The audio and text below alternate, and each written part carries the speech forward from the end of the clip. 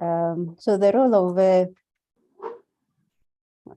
role of feedback in mentoring and coaching. I'll also request anyone on the call, please remain muted so that as people join, so that we don't have that distraction of people speaking, and make good use of the chat box if you have any question. So the role of feedback in mentoring and coaching, but if you allow me, let me pray. If you allow me, let's pray. Father, we thank you for this training. Thank you for the people that are here. We pray that you give them understanding and that you give me wisdom. We pray for those that will join us. Be with us, Lord, to the end. In Jesus' name, amen. So the role of feedback in mentoring and coaching, this one she covered. It is an essential part of any mentoring or coaching process. Now, feedback. There's a way feedback is delivered. You can't have a process without feedback. And I think we keep talking a lot about communication in HR and communication in organizations, and not just in organizations, anywhere you are, including your homes and any other relationships you have. Feedback is very important. So it's an essential part of mentoring and coaching. So you're able to get the feedback from your mentor on how you're progressing and what you need to change and what you need to improve. Including a pat on your back that you're doing well. That's part of the feedback, that you need to maybe move from this route and now let's go to this other one. Now, feedback also helps to review the monitoring process, to make plans, reinforce, strengthen, and improve the performance of the individual, of the mentee, review work and analyze problems, and compile questions and identify areas of support. That's all a role of feedback. Now, there are positive and negative approaches to giving feedback. There's indirect feedback, insensitive.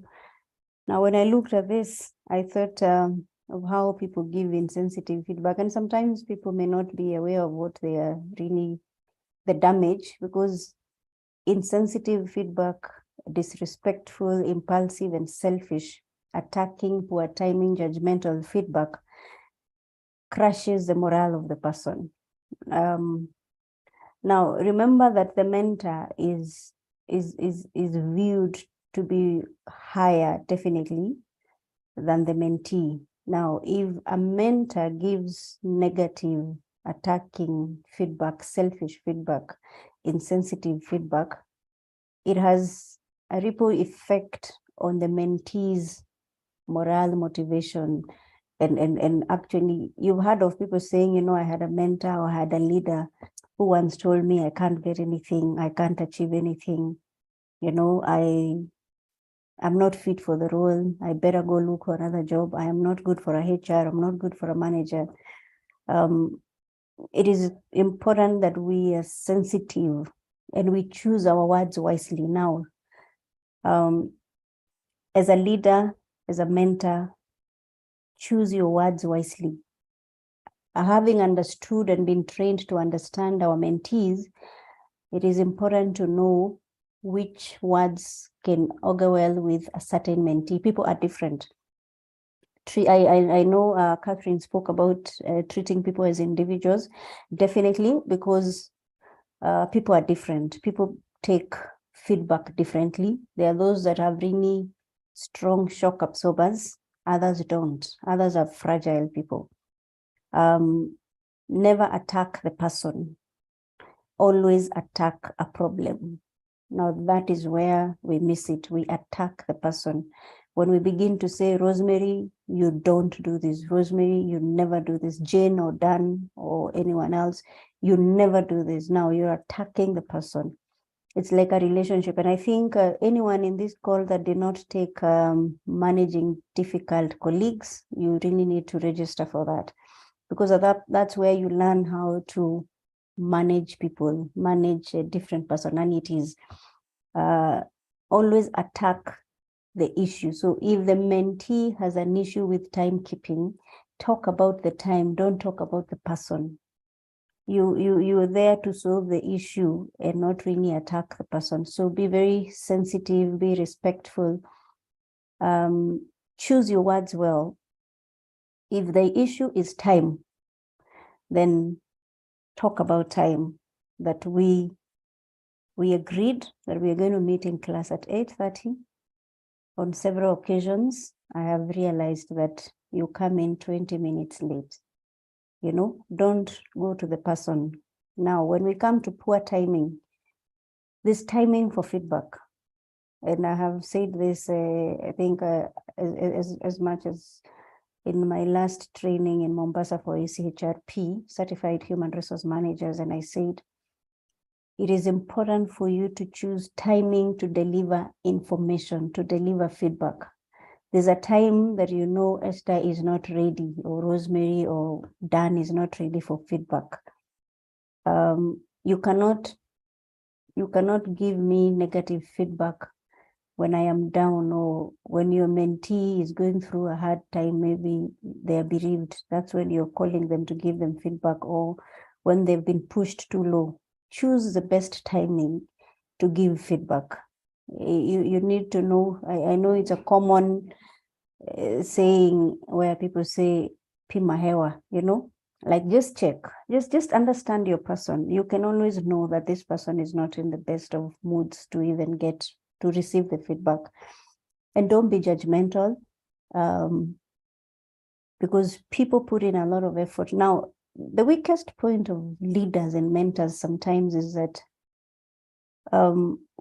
we want a mentee to really come up super fast, like it's today, tomorrow you're at the top. Be patient with people, be patient with them, and give good feedback. Now, you give helpful feedback, be sensitive, be direct. Mentor-mentee relationship is not a place where you beat about the bush. If I'm dealing with you, because I'm helping you up, the person is helping you up, so they need to really be direct. That's why you must have built a rapport with them enough, strong enough to give good and really hard feedback. So be giving feedback that is helpful, be sensitive when you're giving it, be direct. If it is let's say if it's something personal, because sometimes as you go up the ladder, there are things that are expected of you, even if it's your grooming and someone mentors you. I don't have to beat about the bush and start saying, oh, Rosemary, you know, you don't need to wear this, you don't need to do this, you need to improve in your grooming. Just say it as it should be said, but be graceful. I think the word graceful will sum it up. Be graceful in how you give your feedback, be direct and be thoughtful, supportive, descriptive, considerate, a healthy timing, as I said, and specific. I know there's one Catherine had covered. Key points that a mentor or coach should keep in mind for giving feedback to mentees is be direct and specific, never get personal. This is something that there's a very thin line, you know. People tend to feel because I'm mentoring you for free, then I can get personal on issues. Avoid getting personal. And that's why you're going through this training, so that even if your mentee is a friend, there should be a professional way of dealing with them. It's not a personal thing. When I make a correction, when you make a correction, when you point out areas of improvement, it's not personal. And it gets personal when you begin to attack the person. But when you attack the issue and the area of improvement, then it's never personal. And develop an action plan, of course, from information gathered. I encourage mentee to talk as well. Now, it cannot be a monologue, it has to be a dialogue. You can't go into conversations with your mentee and you're the only one talking forever. Allow the mentee to speak and take their feedback as well. It's two-way. Feedback is two-way. Take their feedback positively as well. I know we want the mentee to also take our feedback positively, but also take feedback. If the mentee gives you feedback that you feel is quite deep, take it positively, because it's communication, it's feedback time, and it's important for them to also speak. So the role of a mentor or coach, they help you in planning. They are the experts, and I think that needs to be acknowledged so that you don't get into it pushing your way out or pushing your way up. You must accept your position as a mentee, and the mentor must take their position. So once you get into that position, then we all understand our role. I understand that I am the expert and I need to guide you. I don't need to bully you into something, but I need to provide guidance, and I am the instructor at that point. I'm the facilitator, I'm the resource person, and I'm the one who has the information. I'm your role model, and I think there's something that we really need to talk about, and a co-learner. You can learn from anybody.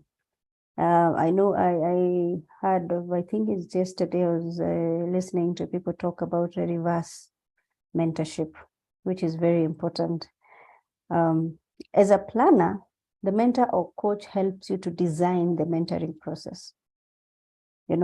They help you plan, design the entire process, how it's going to be. And if you go out without a plan, you will keep losing track of what you were meant to do. You are not able to track your progress. Now, I was involved earlier this year in a certain mentorship program, but it's what is called for Bridge for Billions.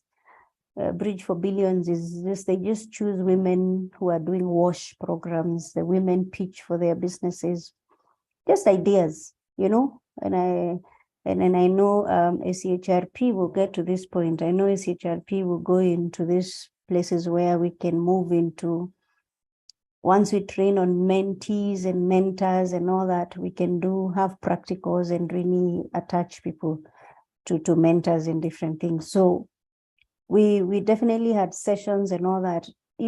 A mentor is not an expert in everything, but you can mentor people depending on, like, you can only mentor people in areas that you at least understand very well. You may not be the 100% expert, but you understand. So this was a business plan and different things, and in the WASH program and the others. So we say when they, sorry, a mentor is the person that helps you plan. You help design the mentoring process. You design where it begins, from intro all the way to the end. And when you're planning, you know where you're starting and what is the expected end goal. So if we are dealing with Jane, I know this is where we are starting with Jane. This is where Jane is. This is the process that it's going to take. And at the end of this process, this is where I want to see Jane. Now, if we plan it that way, I will be able to track, or you will be able to track the progress. Are you going in the right direction or you're not? Now, the planning part helps you to keep your eyes on the goal. Don't get distracted. Don't get distracted. When you have your meetings, you remain within the plan. When you're giving assignments, you remain within the plan. When you're attaching someone to a certain project or activity, you remain within the plan. So that's the work of the mentor, to help you with the planning. So you're moving from this phase. The next time we will attach you to this thing, you will give a report, you will do a presentation, and this is the end goal. So that's the work of the planner, of the mentor, to help you planning. Now, the mentor is the expert.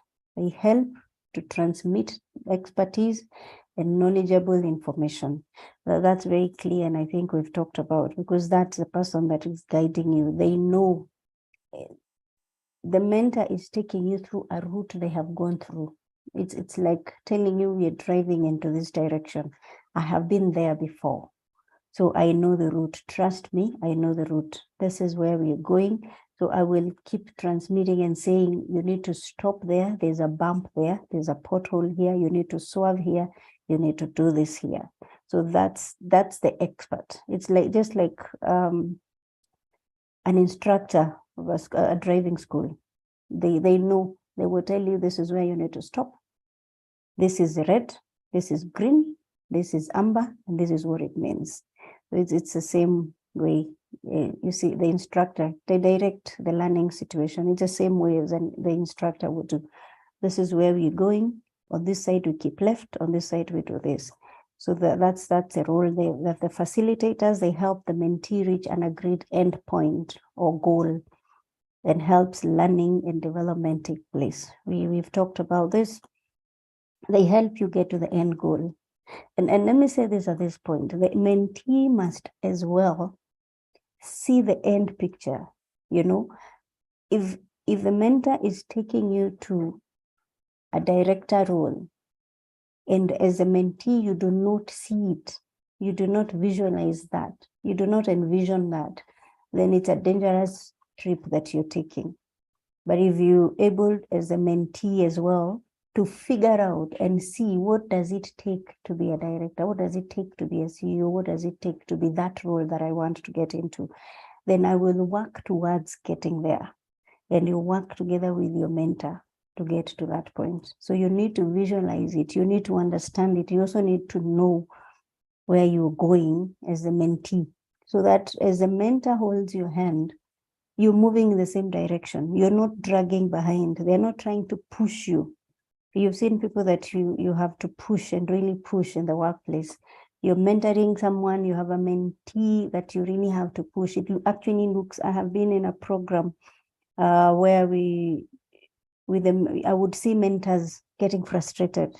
That same program that I'm talking about, the Bridge for Billions, I would see mentors write back and say, it looks like I'm forcing this person. You know, the mentee is not even attending meetings. The mentee is not even responding. We've given them assignments. They're not doing it. Now, if you begin to frustrate your mentor that way, remember you're tapping from them. It's really a privilege that someone would empty themselves, that someone would really hold your hand. So be the person that can be helped. As a mentor, you need to really put your foot down for a mentee, because sometimes some of them may not see the need. Sorry, they may not see the value in it, but it is for you to keep. I don't know what the chat is about. Esther, for some minutes. Okay, I'll be back. That's fine. I had seen a chat. That's okay, Dan. There's a message from Dan. So that's the work. The facilitator helps you get to the end goal.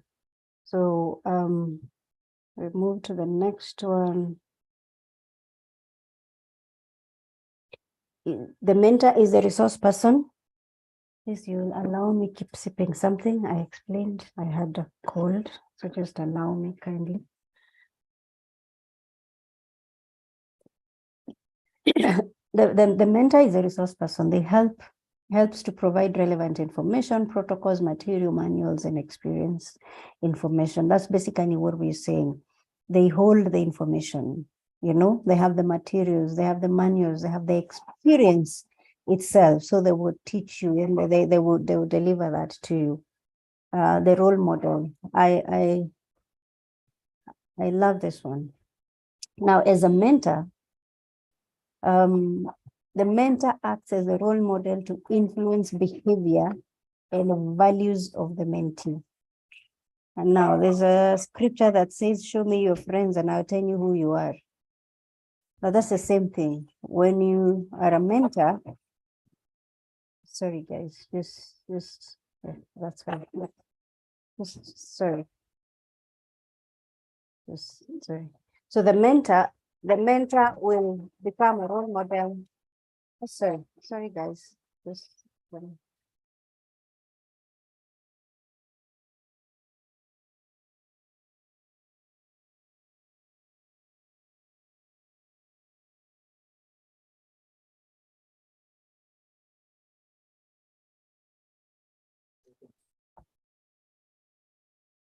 So the mentor is a role model, influences the behavior and the values of the mentee. Now, your mentee will watch you closely. Sometimes the things they learn from us are not even what we say. It has absolutely nothing with sometimes what we say. Of course, what you say, how you say it, the way you do it matters, but what you also do and how you carry yourself as a role model, you influence the behavior of your mentee. It's the same thing as how your parents raise you. You've heard people say, I am just like my father. He was like this. I'm just like my mother. She was like this. That has been my mentor. That has been my person that influences me. So it is how the mentor behaves and carries themselves. So as a mentor, remember that your mentee is watching you closely. Your mentee is watching your behavior. Your mentee is listening to every word that you say. So watch out what you say, watch out how you say it, and mostly even watch where you meet. Please, if you're having any meetings, watch where you meet with your mentees, because you're speaking something, you're saying something. You cannot meet your mentee in a pub. You cannot meet your mentee in strange places. You're modeling something, you're saying something, you're showing them something, you're speaking to them in how you even dress, if I'm allowed to say this at this point, how you carry yourself, how you talk about leadership, how you talk about political issues, how you talk about things in life, career, you know. So at that point, as a mentor, you really need to be very careful, very, very careful, because values are transmitted not just by having them written, but it's how you conduct yourself. That's a topic we can discuss forever, I know. As a mentor, your co-learner acts as a co-learner and learns alongside the mentee with each mentoring interaction. Be open to learn from them. Be open to learn from your mentees. They know something. They know something you don't know. So open yourself to learning from them. Allow them to teach you something. Listen to them. Listen to understand and not just to respond. I think that's an art that most people have not learned. Listen to understand and not just to respond. The next one is, did you know the surveys show the employees who have been guided by a mentor climb up the corporate ladder more quickly? It's obvious, really. I have seen, I have not, I think I haven't, to be honest, unless any of us in the meeting will say this, I haven't seen people that have really gone up without saying, I was raised by this person, or I looked up to this person. We 90% or so will tell you, I have a role model. And some role models that we have don't know that they are our role models. I have walked into places and someone says, you know, you're my role model. And it really puts me in a scary place, because there are people that have carried you as their mentors, as their role models, without even you knowing it. So when you get to positions of leadership, when you begin to mentor and to coach people, we need to be very careful how we carry ourselves, because there are people that are watching you silently. There are people that know you, they are role models, and they never say it. So most people that have gone up the corporate ladder, most of them have been guided by a mentor. There's that person that you talk to. I want to switch my job. I want to take this course. I want to do this. I've been offered a job here and there. Do you think I should take it? And that person will ask you, so where does that job take you? So where did you want to be in 5 years? Is that job taking you in the direction that you wanted to go? And that's the way it goes. So you realize that you also, especially even you also as a mentor, we'll need someone at the top. There's always someone higher than you. And I think when we get to acknowledge that, we continue learning, we never get to the maximum of it. So a study shows that 75% professionals say that mentoring has played a key role in their careers. I think that's what we've said. Mentors also help to achieve higher job satisfaction, productivity, and retention, definitely. Because a mentor will guide you. They will say, don't go this route. This is not good for you. I've been this way. I've made these mistakes, and this is what happened. So don't make this mistake.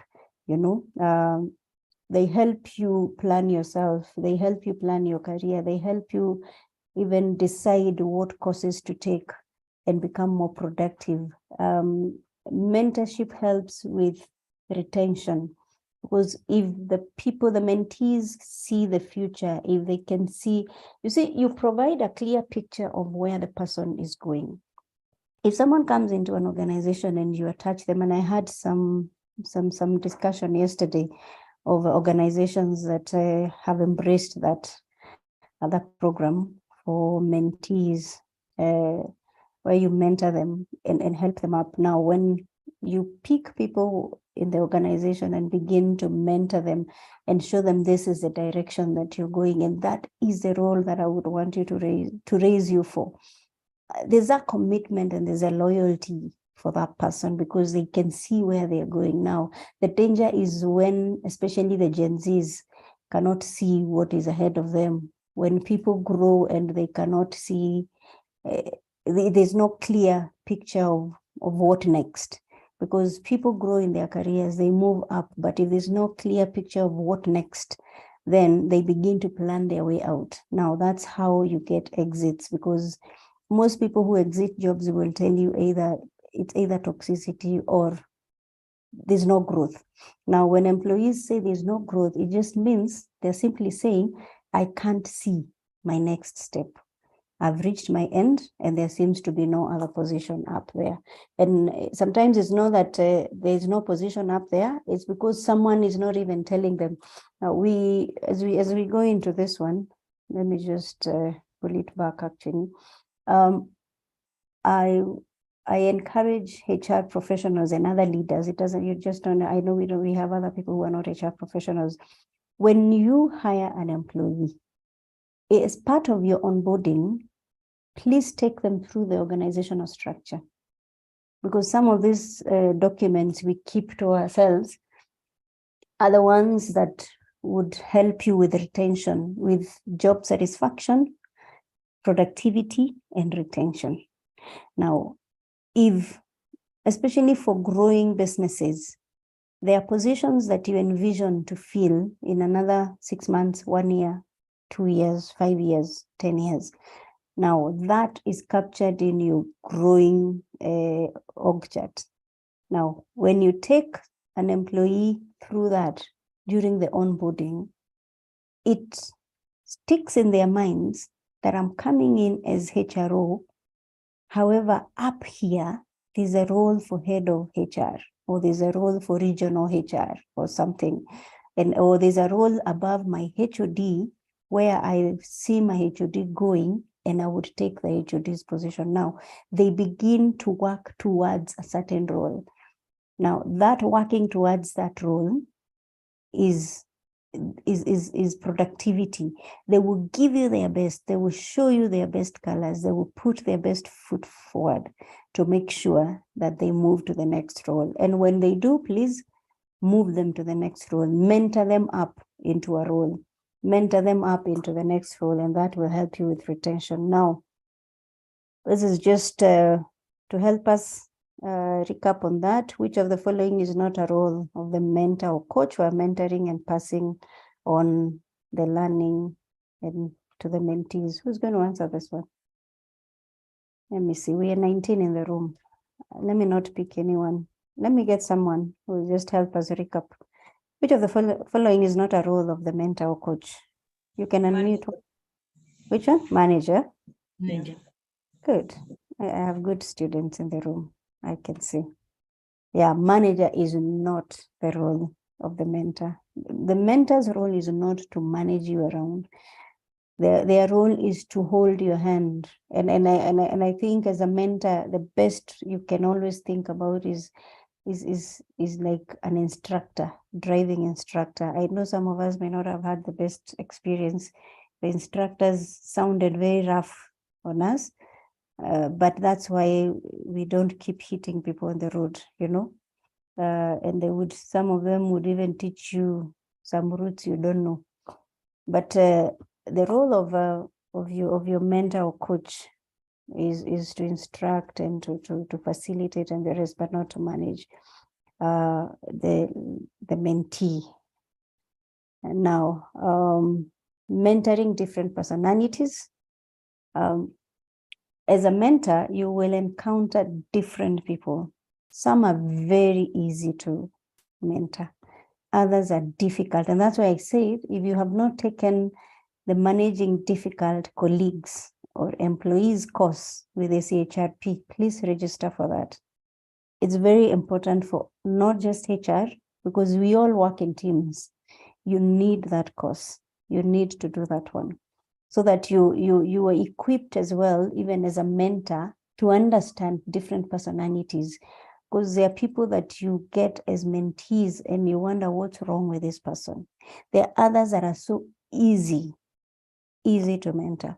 So how to mentor mediocre people, understand limitations, avoid conflicts. You don't expect a conflict with your mentee. If you don't, you'll be shocked. You're helping them, you're growing them, but you will have conflicts with them. Because surprisingly, mentees have the feeling they know, and which is okay. But you sitting, there's this illustration that I think we used to have that a lot old years. Those old ones on the call, there must be very few. It may be only Dan and myself. But those ones that, those illustrations of a man standing on the table and another one on the ground. Now, the one on the ground is trying to lift to bring down the one on the table, and the one on the table is trying to bring this one up. So it is very difficult. The easiest is the person up to come down. So if you're not careful and you're in a conflict with a mentee,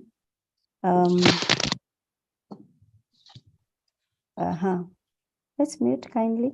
If you're in a conflict with a mentee and you're not careful, it's you that falls with a bang, because you are highly positioned. The way they look at you is a leader. They look at you as a role model. So during conflicts, if you lose it, if you lose your temper, if you lose yourself, if you're not careful of what you say, it can actually bring you down. That's why I said, when you're a role model, you need to be careful. When you're the mentor, you're a role model. Be very careful on what you say. And especially if you're mentoring someone within your organization, you may not like a few things in the organization, but you need to shut up, because your mentee is listening. Your mentee is picking them. Your mentee picks what you say as a Bible truth. So be very cautious of what you say.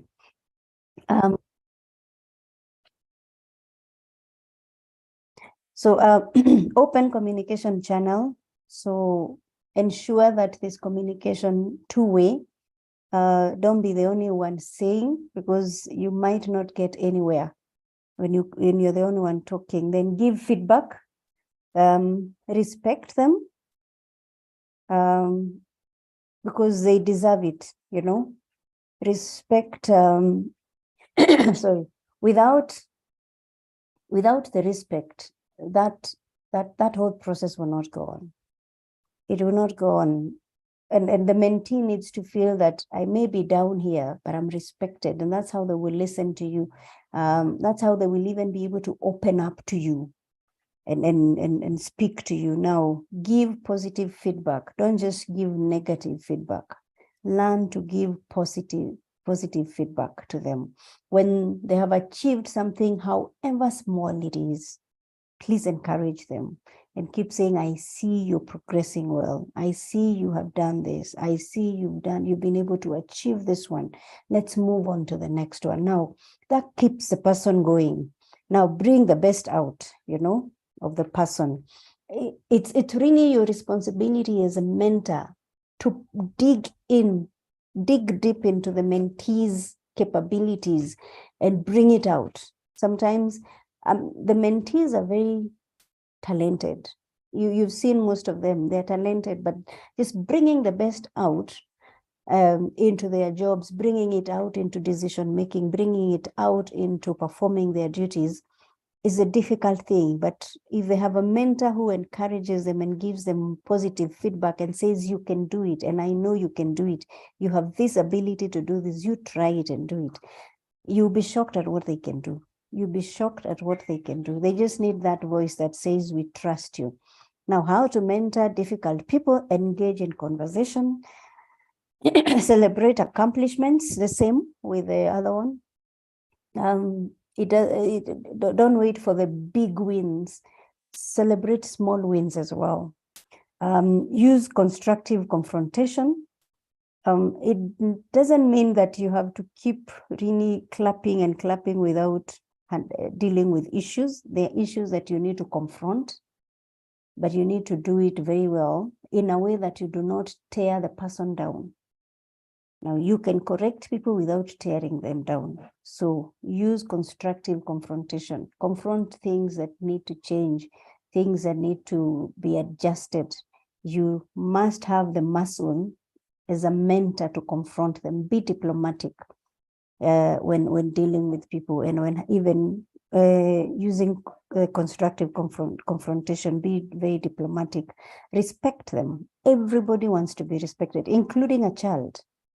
They want to be respected. So if you show people that you respect them, they not only trust you, but they definitely begin to follow you and believe in you. They know that they are safe in your hands. It's someone emptying themselves. It's someone saying, I am here, teach me. But if you don't respect them, then they begin to doubt you and doubt your capability and doubt your end goal for them. Now, use good judgment. We talked about that. Remain level-headed and strong.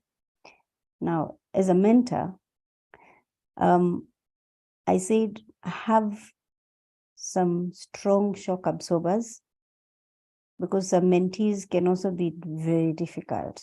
Very difficult. You give them assignments, they won't do. You say this, they say something different. You can't cow down, you can't be pushed down, you can't lose it.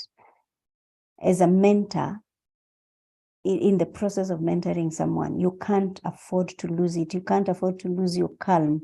You can't be shaken by what they say. You must remember at any point and every point, you are the leader. You must remain in the leadership position. Doesn't matter what's going on, what you are confronting, the kind of conversation you're having, the language they use, the tone they use. You must remember to remain level-headed and strong. Never lose your calm. Never lose yourself and begin to give up or say things that you would regret as a leader. How to mentor brilliant people. Now, these ones are even sometimes more difficult than the difficult people and the mediocre people. Brilliant people, they weigh you, it's like they want to push boundaries sometimes, because they know tap on belief, efficiency, and effectiveness equals results. That's perfect. Tap on energy, enthusiasm, and drive. Now, some mentees are strong, they're energetic, they're enthusiastic. I mean, they come in like people would even confuse them for the mentor. because they have that energy. So you need to tap into that energy. You need to tap into that and help them achieve their goal, faster. Let them divert their energy and their drive and their enthusiasm into the goal that you've set, into the plan that you've set. So you need to know how to divert. It's like diverting a river, You need to know how to divert it in the energies in the right direction, because it's very easy for them to go off. So you need to keep pushing them back into the right direction. You need to display similar traits, because if someone is super hyper energetic and you're there like a worn out person, you might not go far with them, because they feel it's like whenever they're around you, their energy is drained. You need to also get energetic. Of course, there's a level that you may not get into, but begin to get to their levels, the energy levels, the positive energy levels, if I may say that, so that you are able to align, and so that they don't feel strange in your presence. They don't feel like you suck their energy. As a mentor, you can't afford to be the one sucking them or even pushing them down. When someone is really hyper energetic, they have ideas, they have the drive, and then you push them down and keep them low. That doesn't work. It's just good to tell them, now this is what we're going to do with this. When you're designing their projects, when you're designing their assignments, design and assignments that will really match their energy, assignments that will match their drive. Display that similar traits by communication, encourage out of the box thinking. These ones are, you see, there's a reason why organizations are also losing brilliant people. It's because sometimes they're never given the opportunity to give their ideas. They can see and they have very good ideas, but because we think they're very young, some ideas are crazy, and we look at them as leaders and say, you have just no idea where this business is. But it is just good to encourage them to give those ideas, encourage them to give you those out of the box thinking, because it helps them expand their mind. It also teaches you, by the way. There's a way they look at things. These brilliant people that will look at things and see a way out somehow. You may not even see the way out, but they can see it. Understand what makes them tick. Understand what excites them, what makes them happy, what is their language, Begin to speak their language. Begin to move in their direction, that which makes them tick. If it is innovation or something, move in that direction. Don't be too rigid to move into just one direction that you've moved. If Esther is low or Esther is in the difficult zone, and then you have a different Mary or Jane in a brilliant zone, you need to know as a mentor how to switch for the mediocre, for the difficult, for the brilliant. You could have all those people that you mentor. So whenever you meet the brilliant, switch to the brilliant. When you meet the mediocre, switch to the mediocre. When you meet the difficult person, brace yourself and know how to deal with them. Now, tap on need for upgrading, cater to demands, and avoid routine. Mundane matters. Brilliant people hate routine. That's why I'm telling you, I have been in HR, and you will lose that talent. If you keep telling them, do this, put this file here, tomorrow put it here, the third day put it here, the fourth day you'll have nobody to put it there. They have left. So they quickly move, they shift. Today they are thinking in this direction, tomorrow in this other direction. So you need to also move super fast with them. Now, handling defensive mentees, few things that a mentor should keep in mind while mentoring a defensive mentee. Recognize that defensive behavior is normal. None of us on this call, we are 25.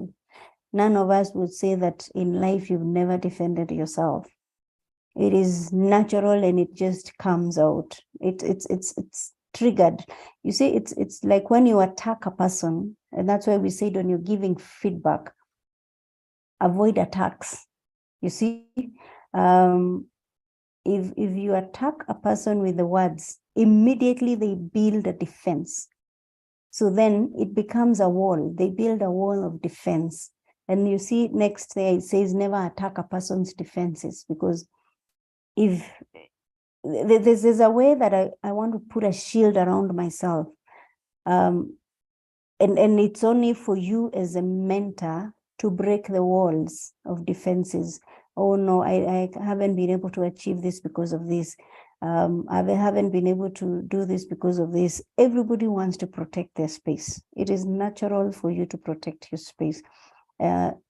Same as when you get into an office or or let's say in a meeting, in a gathering, and you really want to talk. There are people who are extremely talkative, and they begin to talk to people.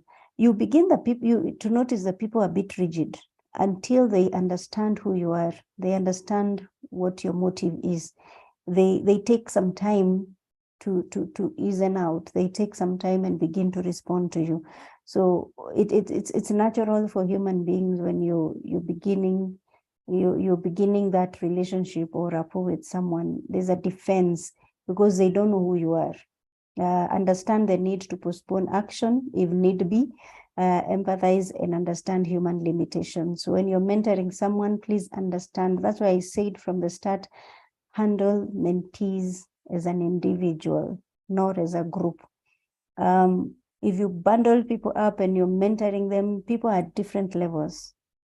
They may be in the same role in the organization, but they are at a different level of growth. I have seen people, if the office or your structure calls them HROs, they're all HROs. The JD is the same. Their salary is the same. Capability is very different. So when it comes to mentoring all those people, you need to deal with everybody as an individual. You need to understand where they are, their limitation, understand how they react to everything. Then you'll be able to move them to the next level. Am I too fast? Let me just see. There's a chat here saying, are there situations where a mentee happens to feel they are now ready to take up the role of the mentor? What would happen? A mentee happens to feel they're ready to take up the role of the mentor. Definitely, you will get mentees who, and those are the brilliant ones. Let me start there. The brilliant ones will begin, they will even throw in a question just to measure your wisdom, to measure your response, to measure how you think. Now, when a mentee begins to feel they need to take the role of a mentor, I don't think there's anything wrong, but I think the process has to go to the end. As a mentor, I said you need to be firm. I keep saying be firm, but friendly. As long as you're the student, it's the same thing with school. I have seen students in class 8 and Form 4. They always feel like they know more than the teacher, but the teacher remains in control. You know, they will even tell you, take the chalk and decide to teach everybody else and correct a teacher, but the teacher remains in control. Don't allow a mentee to push you down as a mentor. It is you giving the direction, and that's why there was a planning, there was the instruction, there was a resource, there was everything. If you set the whole structure well before you kick off, they know that we are moving from step 1, 2, 3, 4, and 5. Now, the danger is that sometimes we get into mentoring people and it's haphazard. You don't even have a plan. You have no structure. You have nothing. You do not evaluate the steps or the level you're in. So it's all confusion all the way, and you will never know when you're at the end or when you're achieving your goals. So you just need to have structured it, sit down and agree with them, take them through this. We are starting from step 1 to 5. We are not skipping any. We are evaluating every step. Now, that way, you remain in control as a mentor. But if there's no structure, there's no plan, there's nothing, the mentee will, day 1, listen to you, day 2, day 3, the next, they feel they can even coach you, you know. So it's I think you just need to remain on the wheel. You're the driver, and you cannot allow a learner. You see, it's the same way an instructor in a driving school. You know, you would wonder why the car stopped. You know, you're the one on the wheel, but you are wondering why it stopped, because the instructor has more power than you. They will press the brakes and you will stop. So you just need to know to be firm. You need to be friendly, but you need to stay on the steering wheel, and you need to have your foot on the pedal. You need to know when to accelerate, when to stop them. So I hope that answers you. Just remain on the wheel. Let them know you are the driver. And also, Rini, as a mentor, sometimes a mentee will look at you and see you're confused. If you're confused, then they will lose trust in you. The roles will reverse. So you need to be orderly, you need to know where you're going, you need to be able to provide direction, they need to be able to trust you in the process. So I hope that answers. You can maybe confirm that on the chat. How to mentor people for growth. The following are some of the key considerations to keep in mind while mentoring someone for career growth. Assessment of key positions, identification of key skills. Allow me to just check that feedback. It's good. Yes, please. Thank you. Good. Happy. Yeah. Identification of key skills, assessment of mentees' key skills, generation of development plans, development and monitoring and review. So, so assessment of key positions. Identify the key positions likely to come up for the growth of your mentee, such as through retirement, resignation, promotion, or transfer. Now, remember, when a mentee comes to you, they are looking for guidance. They're looking for growth. They're not just looking for a relationship with a mentor. It's one of them. But the main thing that they're looking for is for you to guide them up the ladder. Now, you need to understand, you don't have to be in the same organization for you to mentor them, but you need to understand where they are. So that's why there's a conversation between you and the mentee, that this is where I am, and this is where I would want to go. Now, sometimes the distance between where they are and where they are going to the mentee is reasonable. To you as a mentor, you look at it and say, the person is at HRO and they want to be a HR director in 1 year, unless it's a company that has only 2 employees or something. But that kind of growth, you would need to explain to them what is in between there. There's so much in between where they are and where they want to go. So for you, you need to identify, this is how you grow. You move from this to this, and these are the avenues. This is how you can get into this box. Either there's an opportunity when someone will retire, someone can resign, so you need to be positioning yourself. You know, it's a brand positioning, and we talk about this much. It's for you as a mentor and for a mentee, and what you are doing, Rini, you are brand positioning the person. You're positioning the person for growth, for promotion, for whatever it is, for even a transfer, an internal transfer into this, or a promotion, whatever it is. So it is for you to identify, help them identify key positions so that you begin to work towards that goal. Now, so that the two of you can sit and say, this is where we are going. You can have very many positions in an organization that will open up, but make sure your mentee is not distracted by every position that opens. The goal is set, it is here we are going, and this is it. And that door can open either in any of these ways. So that is where we are preparing ourselves, we're equipping ourselves, we are putting ourselves in a position where you can be spotted for that role. Now, what are the competencies and experiences needed by the mentee to qualify for each key position? You need to sit down and break that together with the person and be candid and very direct, as we said, and say that you need these leadership skills, you need people skills, you need these maybe decision-making skills, you need these other skills, and maybe you need this kind of a certification to get into the role that you're getting here.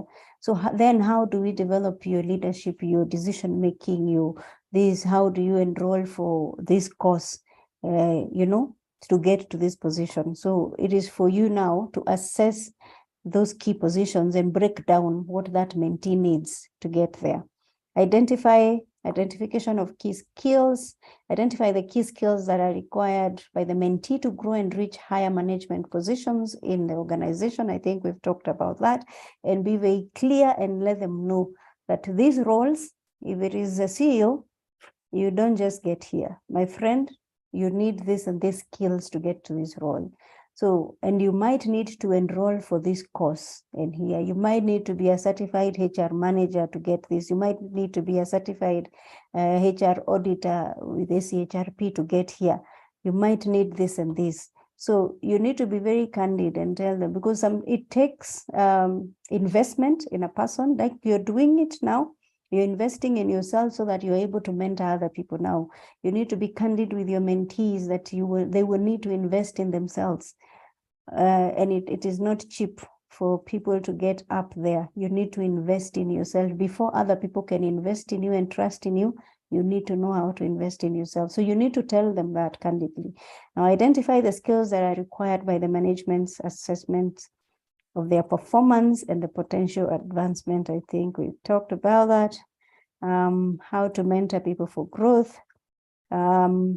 The mentor must appraise the potentialities of the mentees from the organization to find out best suitable skills. We said that would match the requirement of the position at higher levels. And please, as a mentor, before you even get into any conversation with your mentee, always prepare, because a mentee, like those brilliant ones, will ask you questions. And I think, Jane, the question that had been asked there was the roles reversing. Sometimes if the mentee keeps asking you questions and you don't have answers, it puts you in a very bad place. It will put you in an awkward place. And they do that twice, thrice, the brilliant ones. They have done their research. Do not underestimate a mentee. Never underestimate a mentee. They will do their research before they come for the sessions. So ensure that you are fully equipped. You are not firm and with zero knowledge. It's really, it's not a good place to be. So be informed, do your research. When you're advising them that you need to do this course, they will ask you, so what does that entail? What value does that add? So once I get it, what benefits do I get from this? So be very informed before you can even have a session. Now, the mentor would prepare and shortlist key skills for growth planning. How to mentor people for growth, the assessment of mentee key skills for each person undergoing the mentoring. Primary development needs are identified, focusing on what they need in order to be ready for the next level. I think we've done that. The mentor should provide the list of potential skills that the mentee needs. That's why I'm saying you need to do your research, you need to be informed, and you need to align those skills with the role that you're discussing with them, because they will ask you questions. So if I have these skills, so what's the difference between supervisory skills and management skills? What is leadership and what is this? So you need to know really, so that you're also guiding them in the right direction. Because what that person becomes, really, you're responsible, fully responsible, and no one would want to mislead anyone. So know what is required for the mentee, give them the right information, do your research. When you're meeting with them, guide them. They are relying on you. They actually, they've given their career and their future to you. So the best you can do is guide them and give them the best direction. So just understand the potential skills that they need, assess that, facilitate them to make a decision, and the selection of development needs to fill up the gap between the skill. Generation development plans. A development plan is prepared for how mentor will help the person to develop through mentoring. Now, providing training and development to mentee under guidance of the mentor who is going to develop him to grow his career path. So help them to plan. There's a, these sayings that we have kept saying since we were children. If you fail to plan, you plan to fail. Now, in our young years, really didn't mean much, but I think now we know very well. I was with a nephew of mine, I think 2 days ago, and he said, I regret one thing, auntie. I said, what is it? He said that I kept sleeping in the car when I was being driven. Now I don't know the routes. I have to use Google. I mean, it sounded very interesting, but I thought about it deeply, that sometimes when you don't know where you're going, when you don't have a plan, you just sit and you're taken by people wherever it is. But when it comes to your time to take yourself there, now he's not even able to drive himself around except with Google. So provide the training and development and guide the person in their career path, and show them how to go about it. Development of monitoring and development, monitoring and review, an annual or semi-annual. Now it depends on how long that program will go for. You can have the annual or semi-annual planning reviews to just review the progress of the mentee and refresh or revise the development plan. It is okay for you to revise the plan. If you see it's not working, as a mentor, it is good for you to say, this was our plan initially, but with the review, it looks like we are not able to achieve this within this time, or looks like we are even moving faster than we had thought. So it is good for you to sit together and say, we need to review this. Involve them. Don't just go and change or review the plan without the mentee. It is good to do that together. Mentee would be placed at the right job as and when a position opens and the mentee is ready. Definitely, that is when they are ready for that. Please don't put mentees in jobs that as a mentor you know too well, they are not ready for it. It's setting up people for failure. I've seen that a lot. You push someone into a big role and they crash. It demotivates them. It actually just brings them down, and they lose their confidence. And it's not because they can't do it, just because they were not ready for it. So let's know when to give them a certain role. Sorry. The which of the following is not a key consideration to keep in mind while mentoring someone for career growth? Identification of key skills, assessment of mentors' key skills, generation of development plans, development, monitoring, and review. Over to you. Give me an answer to that one. Which of this is not a key consideration to keep in mind while mentoring someone for career growth? What's the answer there?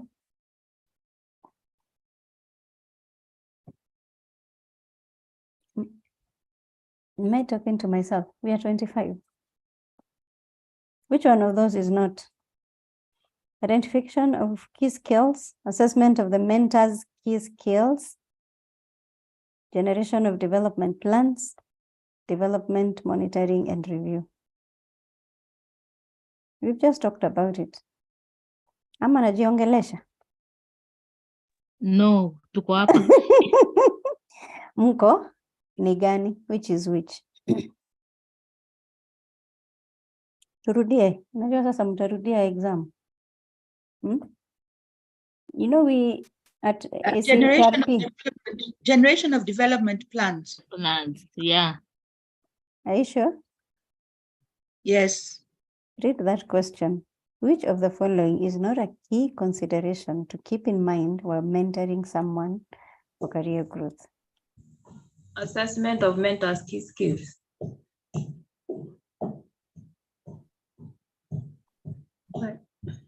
Yes.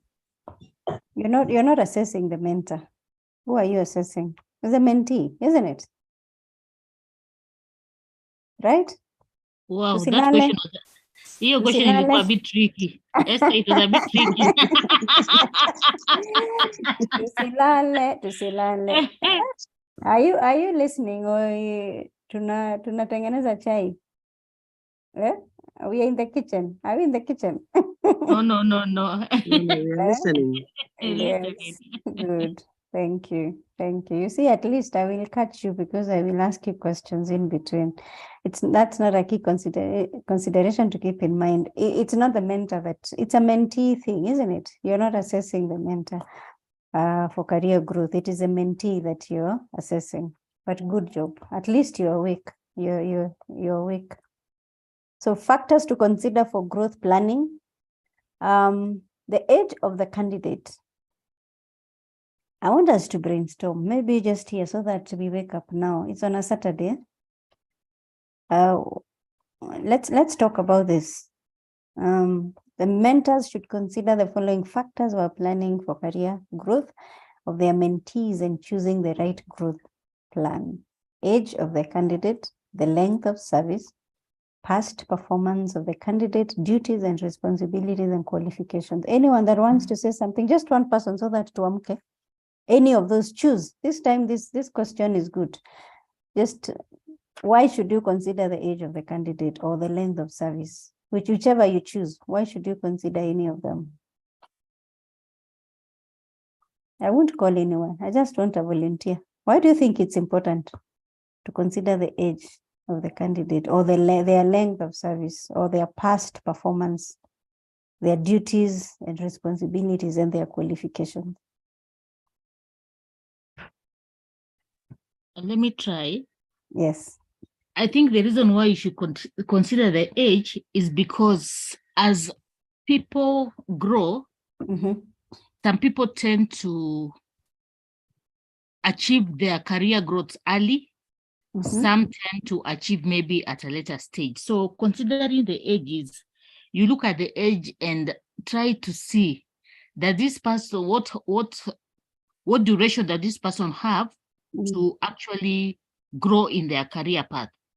What have they done, or rather, what are they doing at the moment? So you consider the age so that you're able to know what you're actually mentoring and how you're mentoring this person in regards to their career growth. So I think age is something that is very important to consider because it guides you as a mentor to be able to know what path you're actually taking, the right path you're taking for this person, for this mentee. Good. Any other person so that I don't lock anyone out? You can choose any. Choose any and comment on it.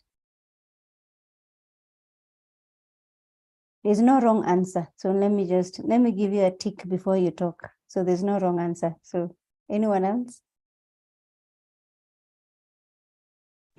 I could try. Jane? Then Okay. maybe the next person. I'm going to pick Which past Jane? We have two performance of the Janes here. candidate. There are two Janes. Now which Yes. one? Wanjohi? There's a Wanjohi and then there's the other Jane. Okay, I will allow you. Jane Okay, is he wants to be first. so I'll be biased. I'll give all of you. Okay, which Jane is going ahead first? You, yourself. Wanjohi. Okay, I wanted to address maybe past performance.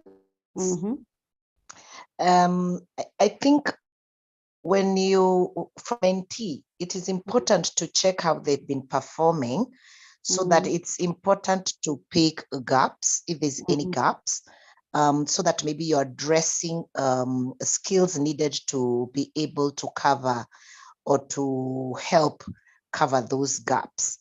Also, it is important to take note even of the strengths, because the strengths could be used to turn around for positive action to where there are areas of improvement. I see here, Kimeo says length of service can help the mentor to know what stage they need to be on the career growth ladder internally. Okay. The other Jane? Jane 2.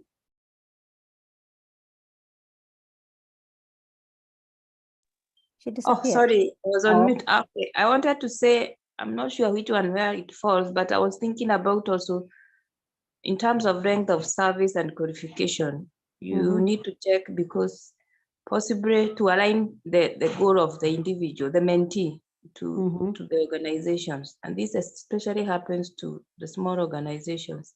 Maybe there is not so much room for growth, but the only place maybe somebody may be going because it could be on the leadership, on, like, for example, the CEO level, because possibly the one who is there could be retiring. So I'm thinking alignment. And then again, there are some people who may not want to be on that leadership. So you have to check the alignment of the person to where you are mentoring them to, whether they have the right qualifications, and also the length of service, depending on the nature of the organization also. Oh, good. Any gent in the room? Gender balance? I'm an advocate of gender balance. Gender, you don't want to lock anyone out.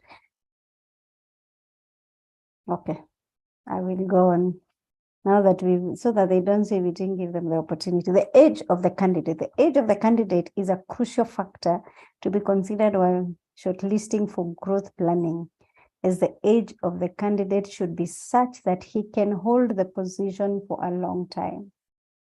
Now you can imagine if you're mentoring me into a HOD role and my retirement age is 55 and I'm 53 or 52. So you need to look into that as a mentor, how long, if really it will take me 5 years to get to the CEO role and you're mentoring me today, and I only have 3 years to retire, I think there's a disconnect. There's a disconnect. So you need to look into that. How long does it take for the mentee to get to where you want them to be? And how old are they? So look at that gap there and begin to develop them in line with that. Length of service of the candidate should be at least 4 years or above. It is beneficial to not consider candidates with less than 6 months of service in the organization for a growth position. It's really unless, as you say, in very small companies where sometimes you come in today as the admin, and 6 months up you are in another role, you're all over the place.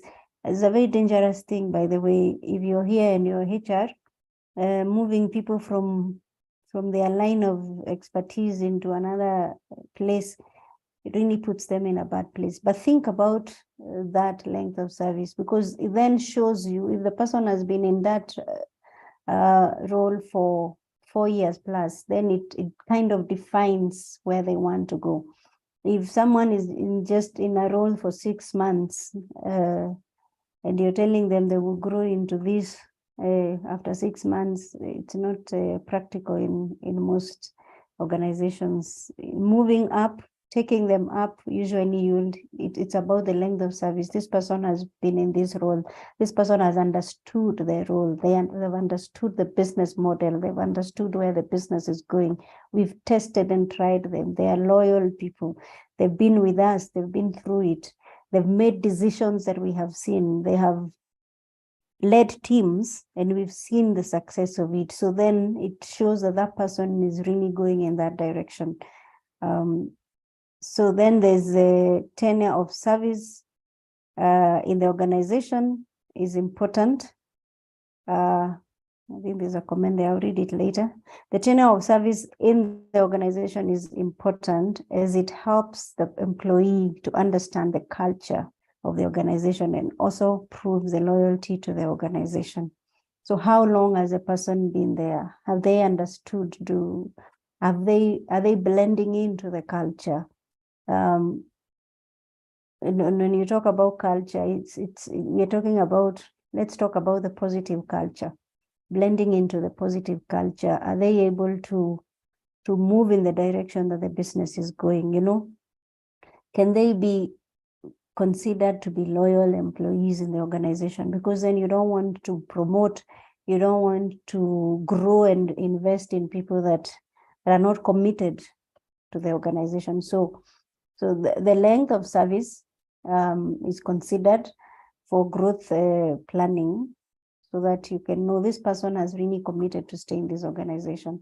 We've tested and we've tried and tested, and we've seen they really have a passion for what we do. They understand it. They want to develop the business. They want to grow the business. They want to grow with us.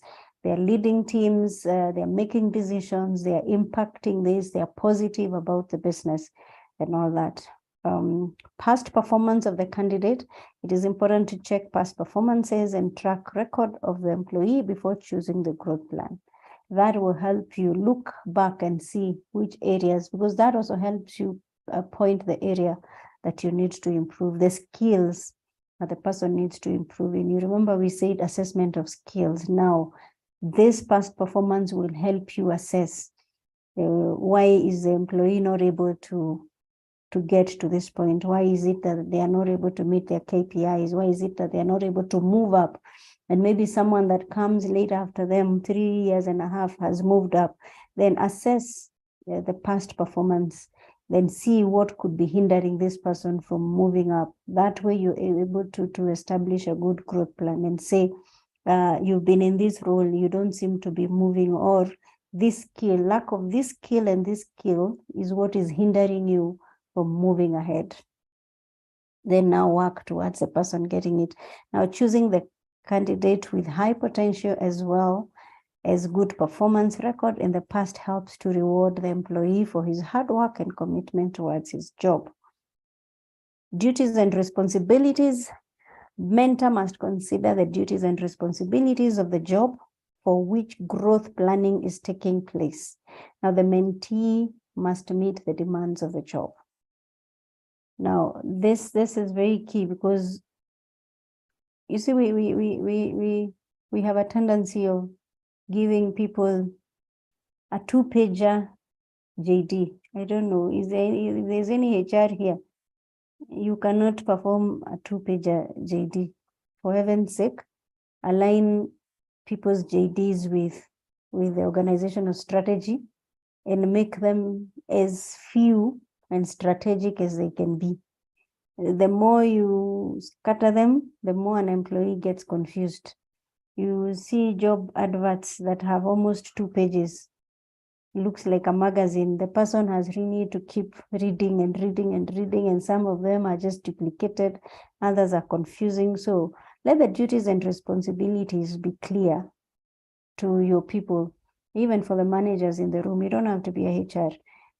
Just make sure that you give people duties and responsibilities that are achievable, because this is where we set people up for failure. They try to arise, they go down, they are pushed down. You didn't do this one. There's another hidden one at the bottom. Number 55 is hidden. You never achieved. So even if you want to mentor someone, really the duties and responsibilities they have are already confusing even you as a mentor. So consider the duties and responsibilities that are given to the mentee for which growth planning is taking place. So look at the JD, look at the roles, look at the responsibilities. Ensure that this person, if they want to go into a CEO's role, then their duties and responsibilities must be strategic. Now, we have said many times that, especially HR, and I had a conversation the other day with some people, and someone said, so why are HR not going into the boardroom? Why are they not becoming CEOs and MDs? Because we are stuck at admin and operational roles, and not venturing into strategic roles. So if you want to push someone into a leadership, top leadership, they must move from administrative and operational duties. You know, those ones of, I don't know how much sugar is needed, tea bags, I don't know, tissues, you know, those things. Checking the record, staying with that black book at the door. Those admin duties can be done by other people. If you're eyeing a strategic leadership role, then you need to know what to delegate and what to run with. run with strategic roles, understand numbers, understand the language of the boardroom, understand what matters to the business. Then as a mentor, begin to mentor the person in that direction. Move them from admin and operational and take them to strategic if that's where you want to take them. And sometimes it takes a long time. You really got to uproot people. You know, there are people that are just deeply rooted in admin roles and they are eyeing a strategic role. You will not get there. So the duties you get, the responsibilities you have determine where you're going as well. So as a mentor, try to help the person get involved in strategic roles or roles that are headed in the direction that you want to take them. Now, qualifications. Mentor should consider the qualifications of the candidate before shortlisting for growth planning, as the qualification should be suitable to meet the capabilities of the job. That's very, it's straightforward. You cannot underestimate or ignore the education level, the qualification. There's something that comes with learning, just like you're here learning today. You'll be different from your colleagues. You'll be different from the rest of the people that you meet, even in the course of the day. You don't even have to wait for Monday to go to work. The people that you meet today, later in the hours of the day, you'll be so different from them.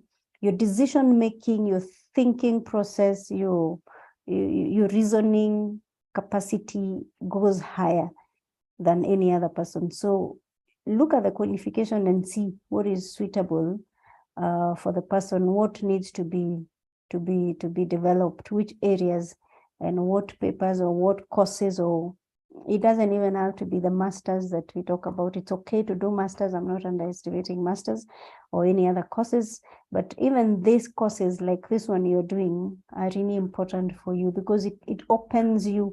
Some of these courses you may not get them, and even if you get them in school, the schools will run over a course just to get it done.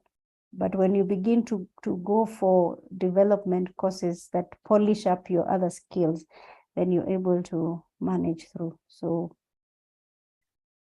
now, let's now look at a real life example to understand the importance of mentors for the growth of employees. Allow me to skip this. I think there's something here. This one nice. So how are we doing? Let me look at this chart.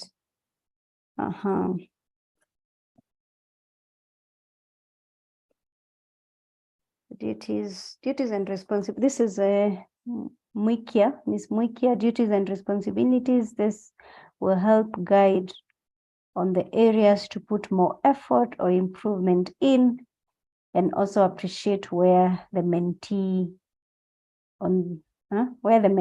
I think she meant is on the areas that their strength comes out clearly. Definitely, yes.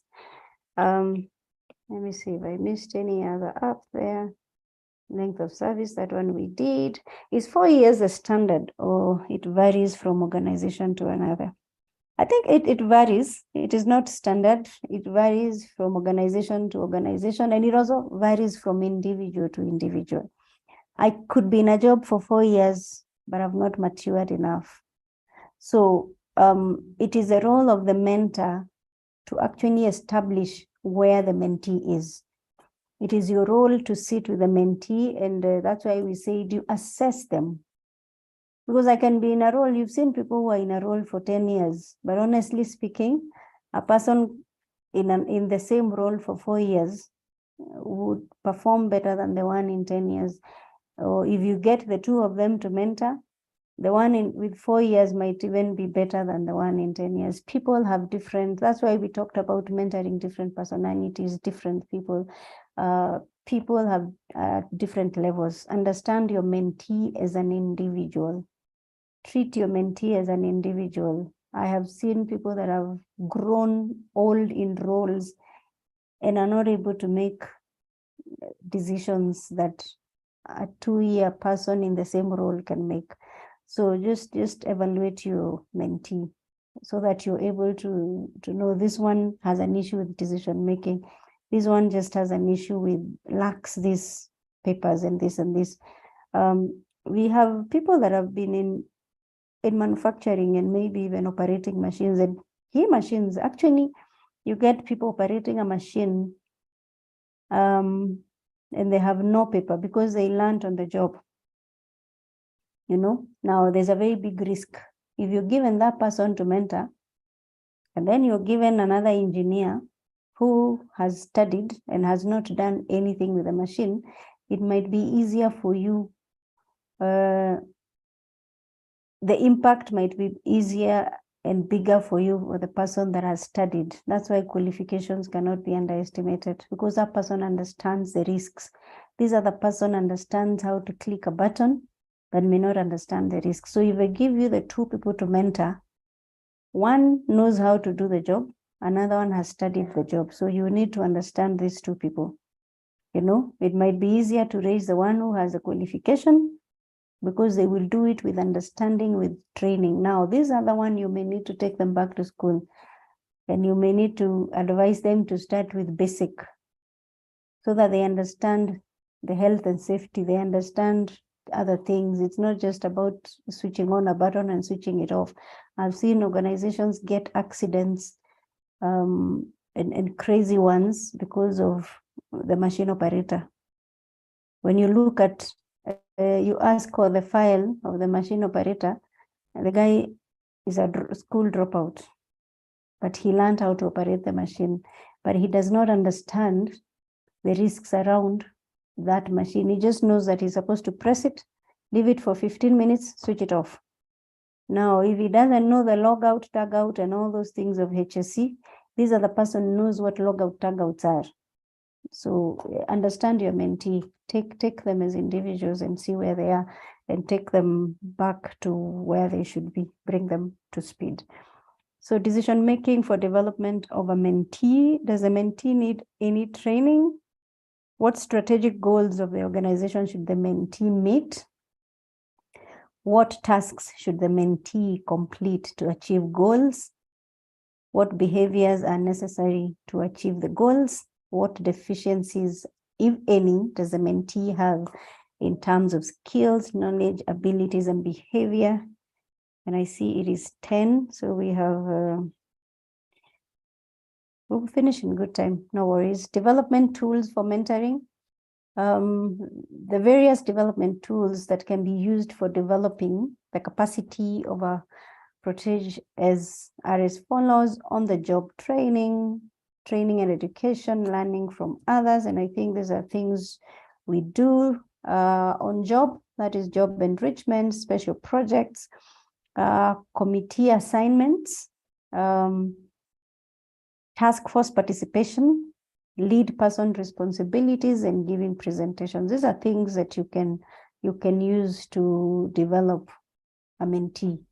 Give them special projects. Let them tackle a project and come back to you. And don't be too harsh on them if they don't deliver what you expect. At least when they attempt, give them the space to be able to attempt. Give them committee assignments. Allow them to participate in task force. The participation of task force. Then lead person responsibilities once in a while. Allow them to lead.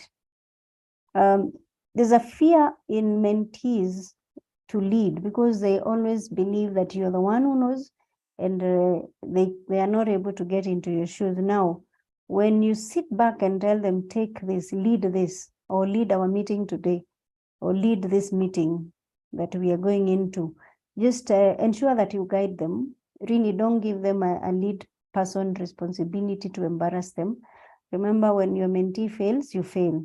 So if you can prepare them well, equip them, just make sure, check on them before you get into a meeting, and make sure that they are aligned, you've briefed them. Don't spoon feed them. I'm not saying spoon feed them, but just check on them, build their confidence, and tell them, this is what we are going to discuss, this is what we expect, and you lead it. I'll be there. They say when you're training a person to do something, do it as they watch, then do it together with them, then let them do it as you watch, and then you can allow them now to do it on their own. So that's the same thing. It's really mentorship. Do something as I watch, lead that meeting. I am watching. And then let's lead the meeting with you. I can even give you 1 or 2 slots as I do the 5, 6. So that way it's building that boldness and confidence in the mentee, like, hey, I led the 2 parts of that meeting. Wow, when they're coming out from there, they're beginning to feel like a leader. Now the next one, you allow them to lead as you watch. It's like a baby that jumps off the cliff and you're like, you jump, I will hold you. If anything happens, I'm here, I'll hold you. So they know that you're there and you will save them. If they get stuck, keep an eye and save them. Now, the next time they might even lead that meeting without you. They might make mistakes, fine, but they are better off because they've watched you. You've done it together. Then they've done it as you watch, and now they're confident to do it. Then allow them to give presentations, preparing proposals, allow them to do that. Then you can check through that and correct them. Remember, we said when you're giving feedback, when they prepare something and they give you back, or they're installing a new system, they're leading a new program, you're giving them temporary job assignments or full job change. Remember, when you're giving feedback, we said, don't attack. Check on the timing, be sensitive the way you give feedback, because that could affect their next attempt. That's why you see you might give a mentee an assignment the first time, and if you attack them, the next time they will refuse to do it, or they have no confidence to do it. So your role is to mentor them into it, like, this is well done. This one you did so well. Now on this one, you missed this and this. Remember, we said this goes through 5 steps. So you've missed 1 step. So please go back, prepare the 5 steps, come back and present it again, and then just make it friendly. You're teaching them. I always say, somebody taught you and somebody was patient with you. Be patient with someone else, So training and education, allow them, get them into seminars and conferences, continuing education, e-learning, cross-training and all that. So just expose them to these tools so that you make them better. Learning from others, working with a mentor, of course, teaming with an expert. Let them learn from other people, the feedback from you as the coach or the mentor, and focused interviews where you know what you're looking for. It's an interview for this specific thing. I'm looking for this skill. I'm looking for this one. I've had professionals who tell me, Esther, I'm going for an interview, or I'm doing this, or I'm preparing something. I think I want you to test my leadership. I want you to test my people skills. I want you to test my decision making in this one. So it's just good for you to do those focused interviews, or just have those conversations that are focused. That today you've been training on this, so we are going to do interviews, or we are going to have conversations around this, so that they grow from that. Learning types to use while mentoring. They're the ones we've just talked about them. On the job experience, let people experience it in the workplace. Sometimes we can talk and talk and talk, and unless someone experiences that, because it's very different. That's why you hear people say, we learned this in school, but the practicals are something very different. Verbal mentoring or coaching, training or continuing education, motivated, we've just talked about that. Let's move on here. The role of learning and development in mentoring. Feel free to send in any comments. I'll keep an eye on that so that we don't lose track and I don't lose you. We are 28. Role of learning and development in mentoring. Learning and development plays a pivotal role in development of any mentee. In today's competitive world, it is crucial that mentors help mentees build competencies that would provide them with a competitive advantage over their competitors. Now, remember, when you mentor someone, you're mentoring them to be the best. You're never mentoring them to be mediocre. You're never mentoring them to be defeated. You're mentoring them to be the best. Now, in some of this, like what I was talking about, the WASH programs that we're mentoring, we're even mentoring people that I don't know. Actually, I think the lady that I was mentoring is from Nigeria. She's doing a project in the slums of Nigeria. I've not been there. So, and then she will go and compete with other people in the WASH program, where it is an international one. They will pitch. So if you're 30 mentors, and each of you has one mentee, remember your mentee will go and compete with the others. So you have to mentor that person to be the best, not just in that area, but even in their self-confidence, in how they present things, how they present themselves and how they view the world in totality. So you're mentoring someone to go into a competitive space. You're mentoring them. They are not the only ones that are going to compete for. If it's a role that people are competing for, it's not just your mentee. Somebody else is eyeing the same role. So your mentee must be the best, and they must be able to win over the others. So today's world is an era of knowledge where human beings are valued greatly as high value assets. That's very true. It is what you bring to the table. There's this conversation of being at the table. We are all fighting to be at the table. So it is what you bring. It's a value that you add. You must be an asset and not a liability. So you mentor someone, ensuring that they are an asset, making them an asset, and actually washing away that liability bit of when an organization is picking on someone to terminate, it cannot be your mentee. You just need to put that in your mind. It should never be your mentee that people are discussing to let go because they don't add value, because they are a liability. You must mentor your mentee and make sure that they have a competitive edge in their department, in whatever they do, so that they add value. In organizations that are continually growing and evolving, learning and development programs help mentees to provide the much needed response to changing environment. So that is quite clear. So we are still on the role of learning and development and mentoring. Learning and development plays a pivotal role in the continuous learning process that is required for mentee development.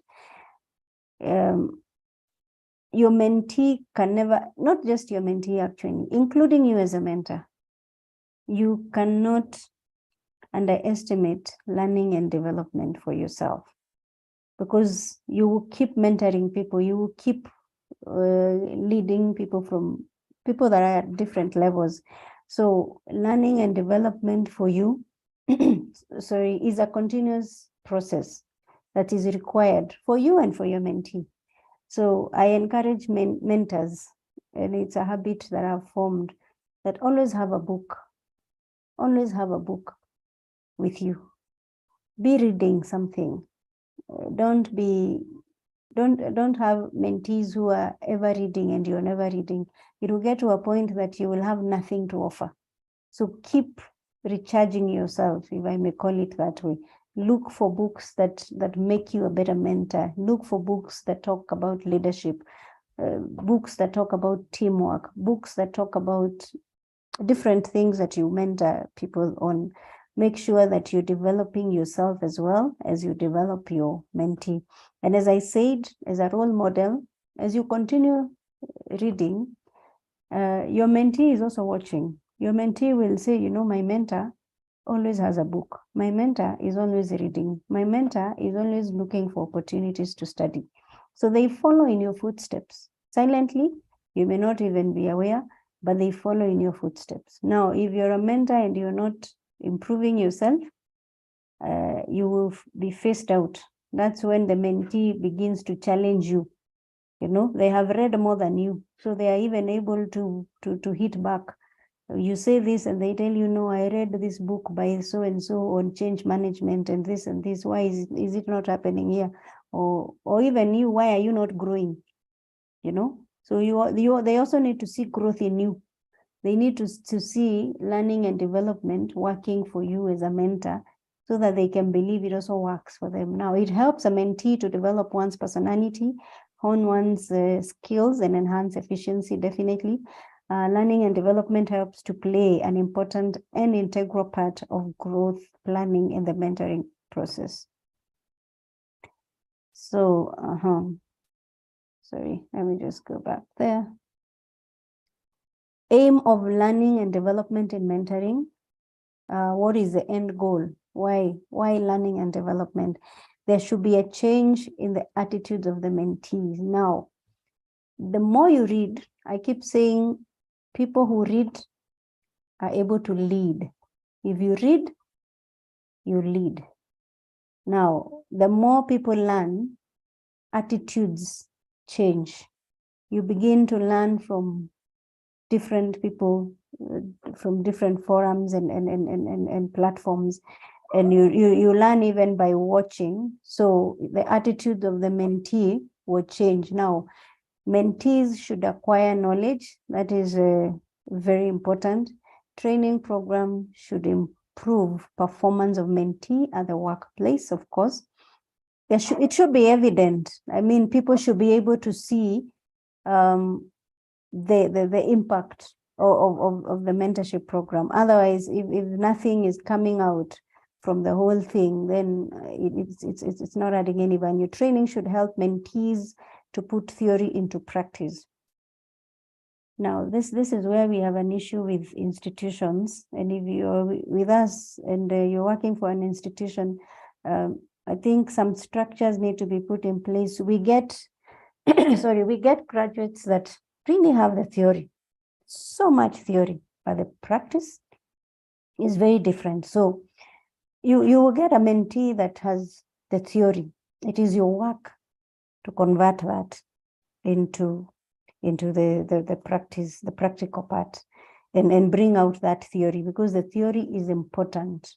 But if it is not brought into the practicals in the workplace and impacting the performance, and even displaying the knowledge and the changing of attitudes, because when the person has been trained, they've gone through several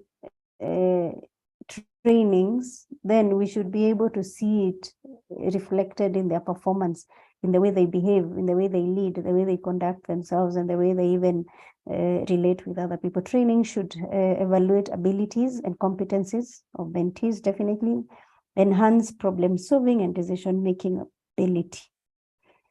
Mentors should include learning and development in their mentoring, because learning and development helps new mentees in the organization in attaining role clarity. Now, when you're not able to, you see, if a mentee does not really understand their role, as a mentor, you will have a very difficult time bringing that person to speed. So the continued learning and development helps a mentee in the organization to be clear about their role, to be clear about their responsibilities, to be clear about the outcomes that are expected, to be clear about the productivity and the impact that is expected. So emphasize on the learning and development for your mentees, because that positions them, that gives them the edge, the competitive edge that we've talked about. They're able to deliver and show results. You know, when it goes to appraisal, if a mentee did not understand their role, then it will be difficult to even appraise. It's difficult to even deliver. It's difficult to even promote, you know. It helps the mentee to grow and achieve promotions, you know. You cannot just be promoted by going to school and not delivering on your expectations. So this must align. Your mentee must be trained and it must reflect. When it reflects, it's common sense that we measure performance and reward performance. Now, learning and development helps to prevent a mentee's skills from being outdated and obsolete. Ensure that you recommend courses and trainings for your mentee that are relevant and that are up to date with the technology and the industry, so that your mentee is not going for trainings and courses that render them obsolete and outdated. We were discussing in a different conference and saying it's the role of the HR now to go into the organization and especially the structure and identify roles that will be phased out by technology in the next few years and begin to reposition those people. If you do not want them thrown out of the business, reposition them for the future roles, the future jobs, the tech jobs that are coming in, upskill them, take them in for learning, mentor them. If you're a mentor and you're mentoring someone, look at their role. Will this be rendered obsolete in the next few years by technology? If there's a possibility, then advise your mentee to move in the direction that the world is going. So identify the courses and the trainings that will get them from that space to the next level. Now, L&D, learning and development, helps to improve the quality and productivity of mentees. We've talked about that. It helps mentees to meet organizational objectives, definitely. Now, if a mentee is not, if an employee is not even meeting organizational objectives, then they have no business being in the organization. So just make sure that your mentee is an asset, and that's what we talked about, and not a liability. If they are not meeting the objectives, then they become a liability, and a system will just eject you. I mean, that's how business is. L&D at the workplace helps to enhance and improve the organizational climate. It helps mentees to gain confidence in their capacity to perform their job roles and helps prevent errors caused by lack of knowledge. This is what I was talking about when I talked about someone operating a machine.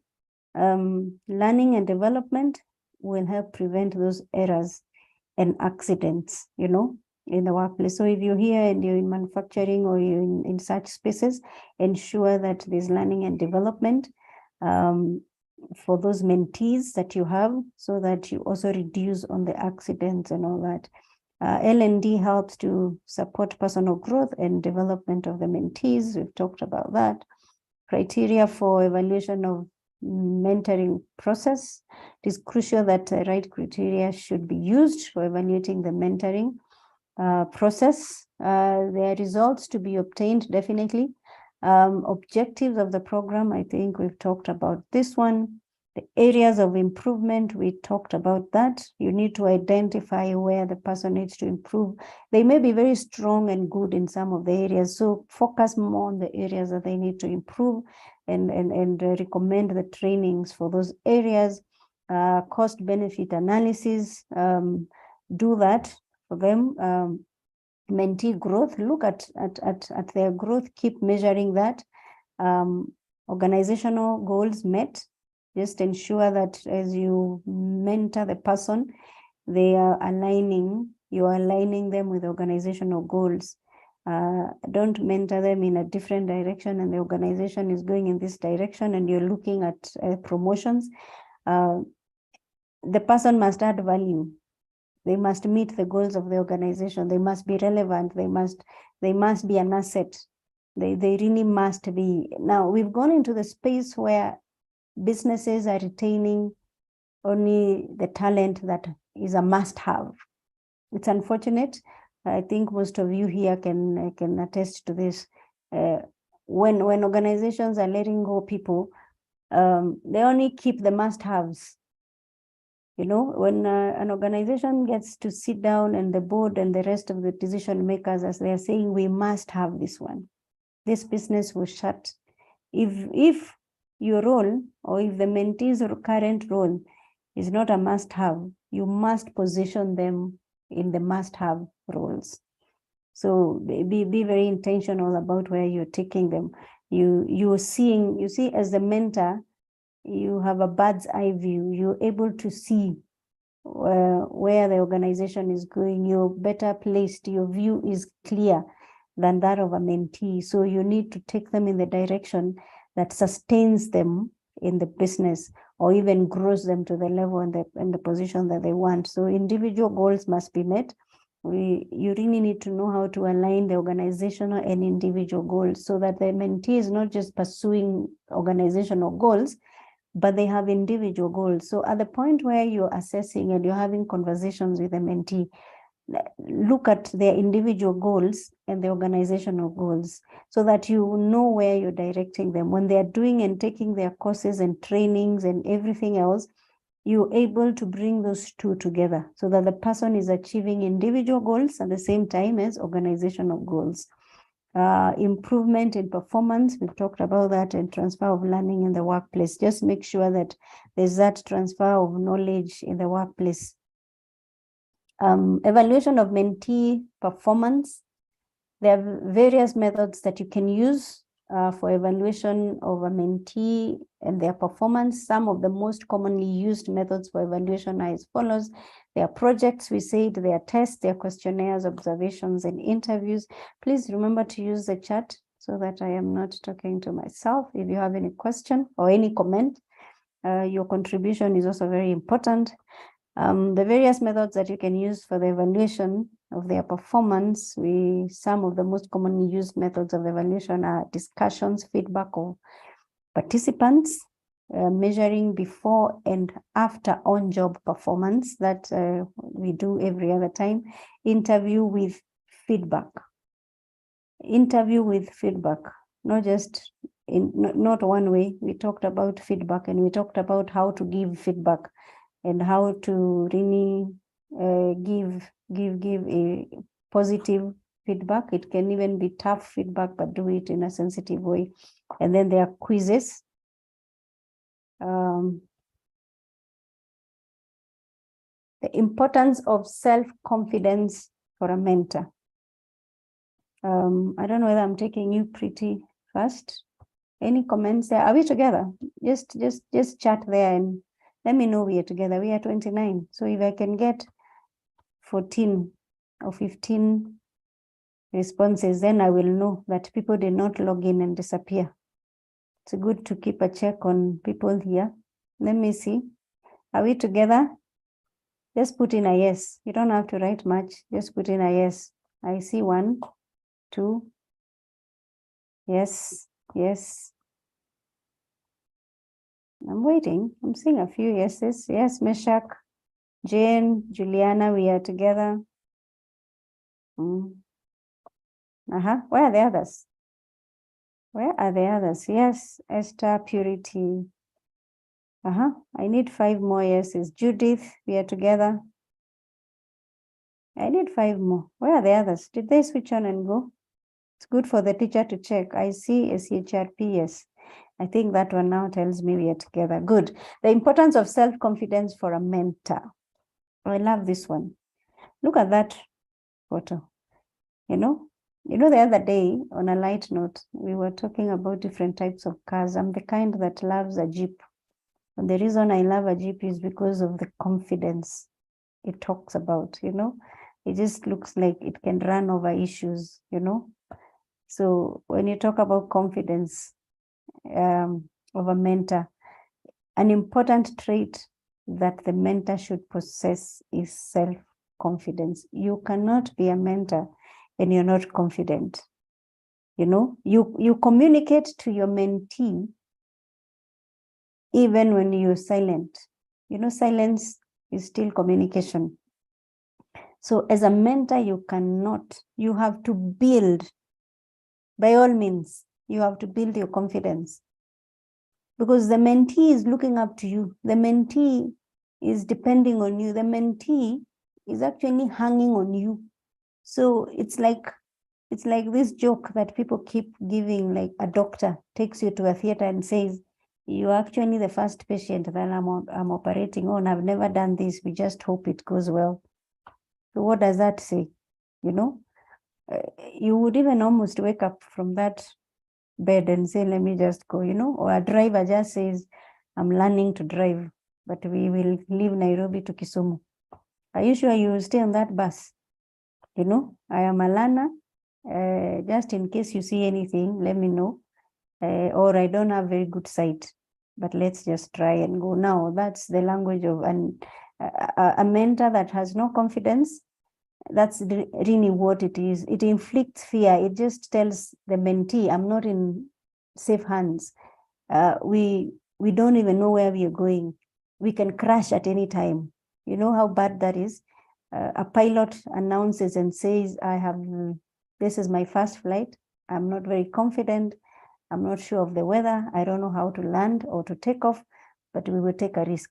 Really, nobody will go in that flight. Everybody will leave it.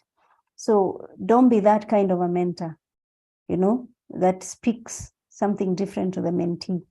Have that confidence, you know, that you know where you're going. You're steering the vehicle. You know the direction. If it rains and it's bumpy and there are potholes, you know how to maneuver that as a mentor. So let the mentee see that in you, and they will see it in your speech. They will see it in the way you behave. They will see it in how you respond to situations. Woe unto you if you work in the same organization, because even when you're in meetings and they are not there, they will also hear it from others that, you know, I was with Esther in that meeting. Oh, have you ever seen her defeated? You know, she couldn't even answer questions. You know, she couldn't even do this. So you really need to have confidence when you're talking to them. Even sometimes when you know it's really going to be bumpy, you have to show confidence that you will make it through, because that person is depending on you. Now, self-confidence is a belief that you can successfully perform a desired behavior. A self-confident mentor will feel capable of and will be able to successfully handle a diverse group of mentees trying to reach a common goal of learning new things and growing. Self-confidence can be built by never getting negative about yourself. You know, it is bumpy. You don't know everything, but you can read, you can learn. You have to continue to grow yourself as a mentor. You can't get into the space of mentorship if you're not willing to grow yourself, because the mentees will keep coming closer to where you are. They keep coming closer. The more they learn, the more you engage them in assignments, they get closer to you in terms of qualification and capability. So you have to keep moving further so that you're stronger than them. You have to keep moving yourself to the next level. So build your self-confidence as a mentor. Now, real life example. Now, Matt has been mentoring several new hires when they join his organization. In fact, Matt has grown from the position of manager to a managing director, but he still mentors and coaches people.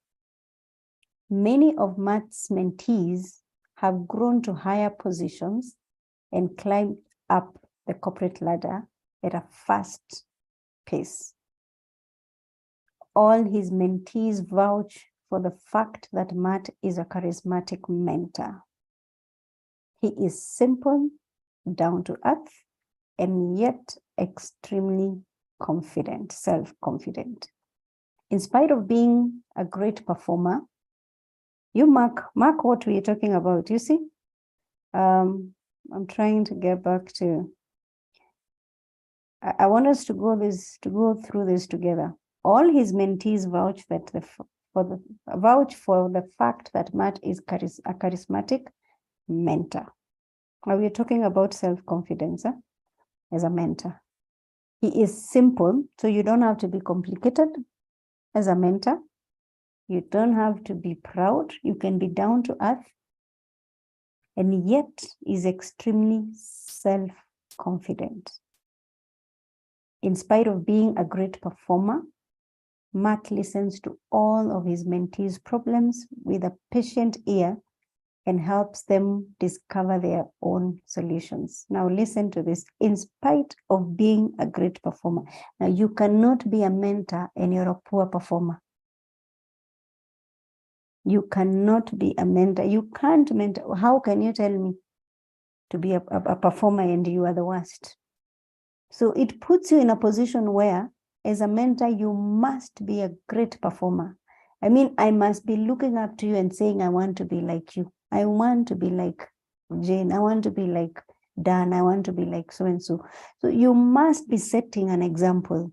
That's why we said you're a role model. So if you're talking to me about performance, you better be a great performer. Now, Matt listens to all of his mentees' problems with a patient ear. You must learn to listen to your mentees. It doesn't matter how many times they keep telling you of their problems, and you listen with a patient ear. You listen to understand. Don't listen to respond. Listen to understand. Because sometimes we don't even allow people to talk because we know more than them. Just when they speak the first 2 words, we've given a solution. Now you block that communication. The person just says, okay, if you know everything, let me just shut up. You know, my mentor doesn't listen. Listen to their problems. Even if you're a great performer, you have the leadership. Listen to their problems with a patient ear and help them to discover their own solutions. Engage the mentee in discovering the solutions. You know, don't be too quick to spoon feed them. You know, we attempted to spoon feed a mentee. When they give you this problem, it's like a child. You know, I've seen it in my kids. I have a daughter who, when she doesn't want to do homework and she doesn't want to think, she will just ask you, so mom, so how do you do this one? So she just wants you to do it, give it to her, she copies. Now, that you don't do. When you're a mentor, you don't do that. Help them discover their own solutions. So take them through it and tell them, so this is it. I've listened to you. So how do you think we can even solve it? So give me, you must have thought, think through something. Even if what they give you is not the right way, at least they've attempted to, but don't spoon feed them. Help them to think through the solution. Now, Matt also tries to understand the culture, the strengths, and weaknesses of each of his mentees and offers unique solutions to each. Now, you understand their strengths. I know there's someone that talked about that, the strengths, understand the culture, understand a person as an individual. And that's why I've kept saying, I'm saying this over and over again. Your mentees are different. They're coming from different cultures. They believe in different things. They have different experiences in their lives. You know, they have different levels of creativity, innovation, and all that. So understand them. Listen and understand their strengths. See where they are. You know, this one could be stronger in this. This one is weak in this, but stronger in another one. So understand them and offer unique solutions that are custom made for each person. I mean, customize solutions for each person. And one of the reasons for Matt's success as a mentor is because he customizes his mentoring process and tweaks it as per the mentee's attitude and aptitude levels. That's exactly that. You know, you don't put on your mentees in one box and talk to them, you know, like a chat box and think you're impacting them. You're not. They have different cultures, they have different strengths, they have different experiences, and they're different. And when you're mentoring people, they are vulnerable people, they have their weak points, you know, and most people will not even want to speak about their weaknesses in a group, you know. So know when to pull aside with a certain mentee, know when to even have a conversation with them over tea or coffee, and know when to have it in an office setting, because then there are different conversations. Know how to go around those conversations. So tweak that depending on the mentees. Don't just do a blanket mentorship program. Many people have benefited from Matt's expert guidance and his understanding of interpersonal relations, which help his mentees to bond and network well with others. Now, interpersonal, as a mentor, develop your interpersonal skills. Know how to deal with different people. Know how to handle people in different situations. It's becoming almost compulsory that as leaders, you need to have counseling skills. Know how to handle, know how to even assess maybe the kind of the mood and the attitudes and different the positions of your people. Just understand interpersonal relations, interpersonal skills are very important for any leader and mentor. Matt, on a personal level, loves mentoring others and watch them grow under his guidance and to help people reach their goals and achieve their dreams. Love what you do, you know. Don't do mentorship because you're forced to, or because you need to have a list of people I mentored. You know, I mentored you, you know, I mentored you, you know, have a passion for it, you know, because if you do not love what you do, mentoring can be draining because you're not being paid. Really, you need to look at the future. You need to look at that person. I want to see the success of that person. When they get to that big position and I mentored them, it's not because of what I want to gain from them, but I want to sit and feel proud that I was part of their journey. I was part of their story. So love what you do and provide that and be part of their story. Characteristics of a good mentor, begins with the end in mind and decides the outcome of the coaching first. So begin with the end in mind. What do you want to achieve when you're mentoring or coaching Esther? What is it that you want to achieve? Is it that you want to teach me or to get me into a leadership position? Do you want to change my attitude to this? Do you want to increase my performance?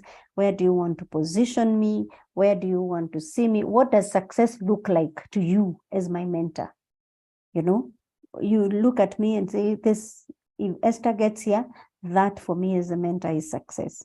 So what does success look like? So put first things first, as prioritizing is important in the preparation of the footage. That is okay. Put first things first. Know how to prioritize as a mentor and coach. A mentor and a coach thinks win-win and seek solutions as the two parties win. Now, think of a win-win situation, winning for you, winning for the mentee, winning for the coach and the mentee as well. Seek to first listen and then understand. So listen and understand. Don't just listen to judge, listen, understand. Before you can speak, remember I said the mentee is watching you. They learn from you. Even in a session where you talk and talk and talk, they're learning from you. Even when they don't talk, they're learning. So when they are talking to you, seek to listen. If you're the kind that blocks communication, they will know what kind of a coach or a mentor you are. You don't listen.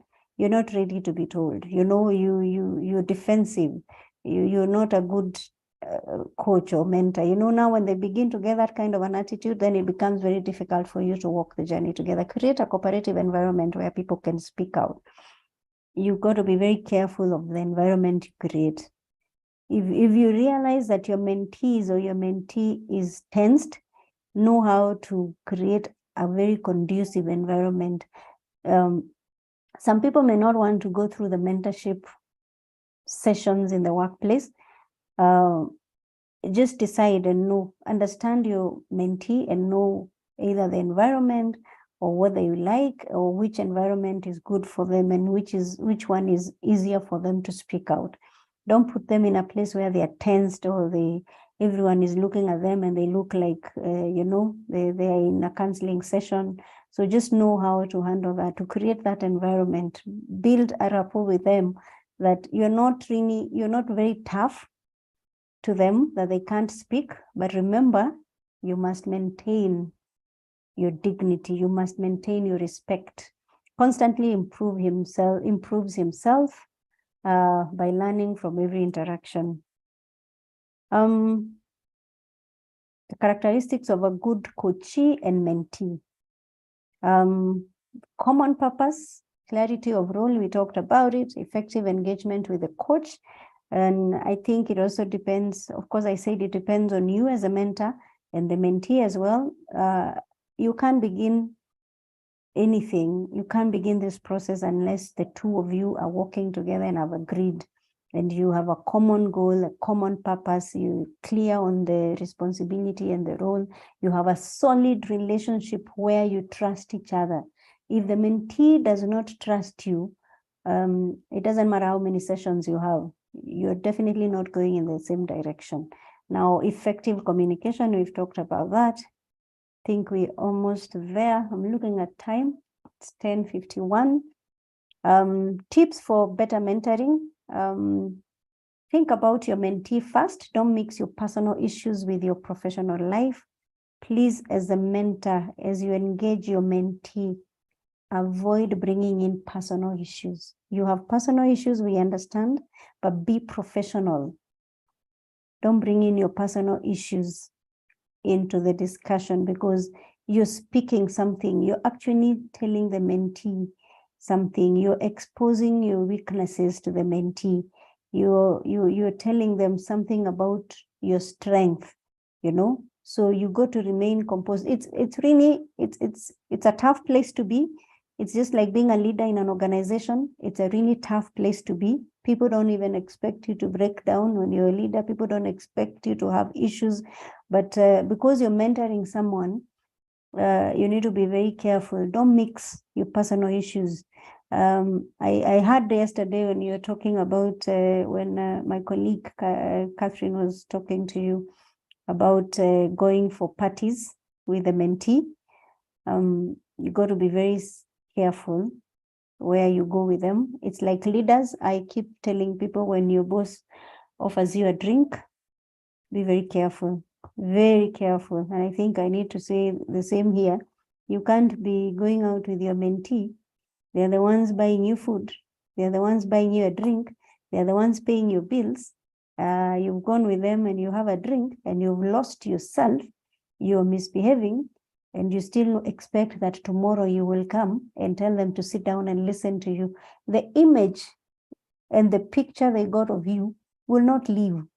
They will keep looking at you in that position. It's a hard place to be. So if you choose to be a mentor, there are things that you have to be a role model. So your personal issues and other things, please remain professional. That's where you keep the respect. Never underestimate your mentee. Never try to impose your ideas on any member. Discuss new ideas. Discuss now. New ideas must be discussed with the mentees. So if you have any new idea, don't just impose them. Don't push them down their throat. Have a discussion with them and let them buy in so that they're able to also take it up. Understand others. Now, for better results, try to understand your mentees well. Transparency must be maintained and healthy interaction must be promoted among the mentees. So be transparent. You're not perfect, definitely, but let me say this now that it's crossed my mind. Please don't go telling your mentee of your 1,000 failures. You have failed, we know, but don't look like you have failed more than you have succeeded. I hope you get what I mean. Don't speak to them more of your failures. You can be transparent, yes, but maintain professionalism. It has to be professional issues. It's not personal issues. Don't position yourself like the biggest failure that was there, like an incompetent person, because sometimes what we say would make the person doubt, like that doctor and that driver I told you about, that would position themselves. They're transparent and they're simply saying, I don't know how to drive, guys. So what does that do? It robs you of that, of your position as a mentor, and the mentee begins to feel unsafe. Avoid criticism, avoid negativity within the coach-mentee relationship. Don't be the fault finder, you know. You can give positive criticism and good criticism, but don't let your mentee feel like, I'm just going into a session, a draining session with Esther. She will just criticize me. You know, she doesn't see any good in me, you know. That disconnects you completely with the mentee. Avoid conflicts in your coach-mentee relationship. Don't fight over petty issues and find fault in others. Now, don't be that fault finder. Everything a person does is a fault. You can approach mistakes by a mentee from a different angle, you would, this would have been good if it was approached this way. You don't just have to come and say, why did you do this one? Why are you pushing this here? Why are you pushing this one? Why did you do this one? No, you can approach it from a different angle. You can say the same thing using the different friendly and positive language. Reward and recognition, appreciate the mentee who performs the best or does something unique. Learn to reward and recognize even the smallest of achievements, even the smallest. And it doesn't have to be monetary.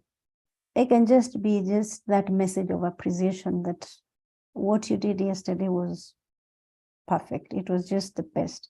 I mean, we've been looking at that. We are achieving this. Just give that motivation. Just allow me to connect this to the charger kindly.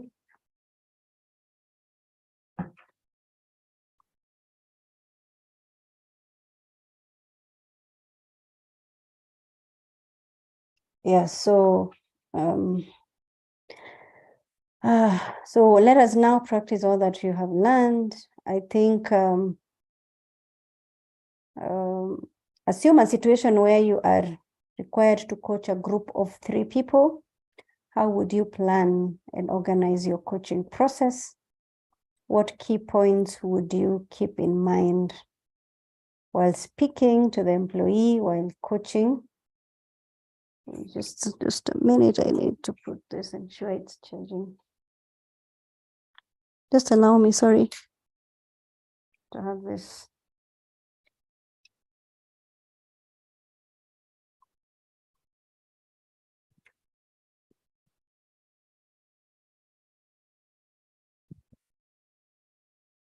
So sorry for that, guys.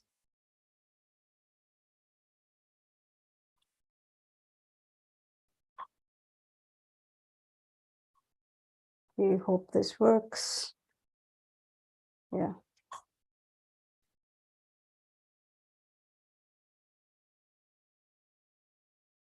So let's contribute on this one. I have an issue with this charger, but I'm sorry.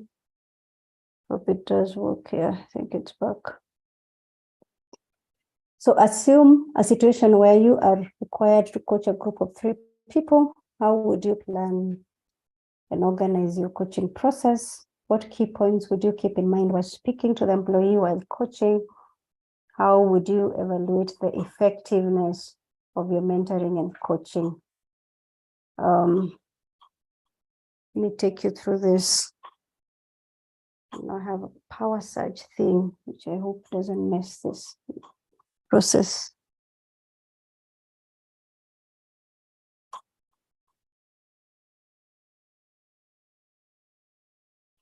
So case study, Michael Stark is a new employee who has joined Globus Inclusive. I'm really trying to connect. I'm sorry, guys. Very sorry.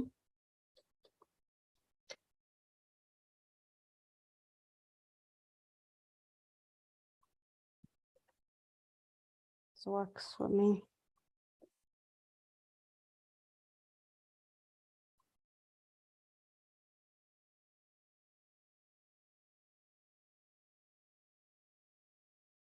I need to have this. I'm sorry. It's not picking for some reason. I don't know why. But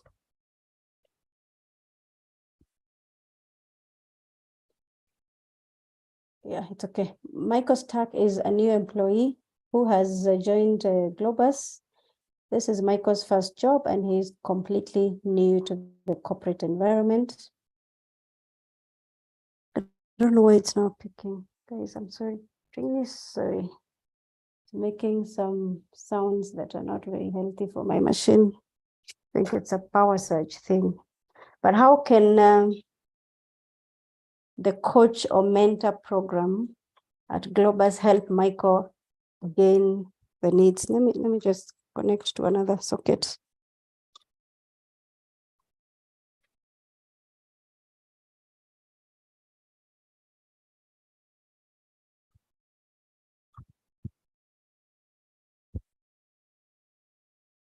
It's unfortunate, but I should be okay. Sorry, should be fine in a minute. I just need to pull it. It's really making that noise that sounds like it's going to, oh, but I'm trying to pull it up. Well, we'll cover what we need to do in a few minutes. Just give me a minute if you don't mind. I'm sorry. Connect this.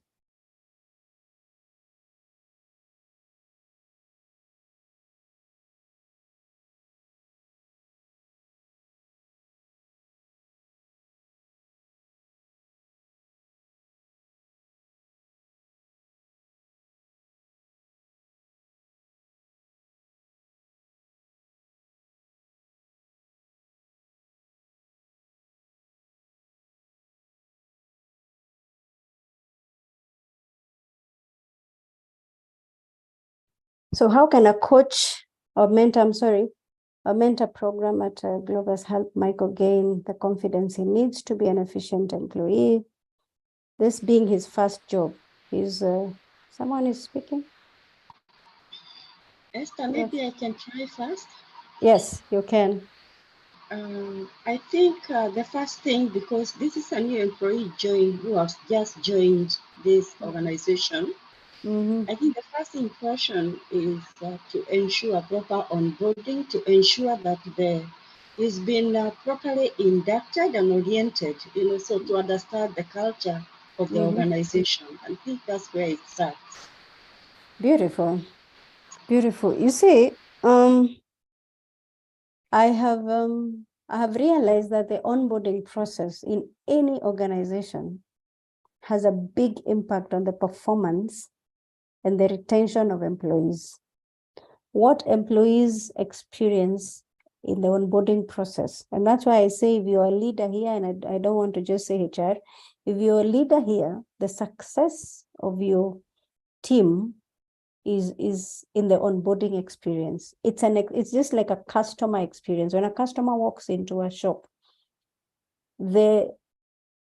just having them return, the loyalty is in how you receive them. It's in their experience. That's why nowadays, not even customer service. We don't even talk about customer service. We talk about customer experience. An employee has an experience with an organization. So to help get people into the organizational culture, it is the onboarding experience that helps them. Now, what are the key aspects of coaching that Michael's coach should take care of while coaching him? Anyone else who wants to give us the opinion? I know we are at 11. We should be finishing in a few. Anyone else? Thank you for that. Anyone else want to talk about the key aspects of coaching that Michael's coach should take care of while coaching him as a new employee? We discussed what to look at. What do you look at when someone has joined, and when you want to, the aspects and the areas you need to look at when you're coaching, taking care of the person? And I heard you discuss this yesterday, actually, of a new person. And was it Irene or someone yesterday? I was very keen that was talking about a program that they have in the organization where they take people and coach them and bring them and even are able to grow them. So look at the skills, look at the person, look at how easy the person can blend in, understand their strengths, their weaknesses, and all that, so that you're able to push, so that we move. The summary is the following: should be done to mentor someone, engage them, build a rapport with them, set the strategy and communication tone. Now, please understand that there's a tone. There's a tone in emails. There's a tone in the way we speak. There's a tone in how we express ourselves. Now, communication can be verbal or non-verbal. And there's a tone behind every form of communication. There's an email I'll write to you and you say that Esther is shouting. There's an email that I write to you and you know the mood. There's a communication that I give to you, verbal or non-verbal, but it has a tone in it. So you need to set, as a mentor, you need to set the strategy and the communication tone so that anytime you're in a meeting with your mentee, there's a tone. You need to manage the frequency of your tone. And it's really even when you're upset or you're not happy with how the mentor is behaving, or you're even handling the, remember the types we said? There is the mediocre, there is that other difficult one, there is the other smart one, So you set the tone so that you know how that meeting and that the sessions go. You set the strategy and know what steps you take and what is the end goal.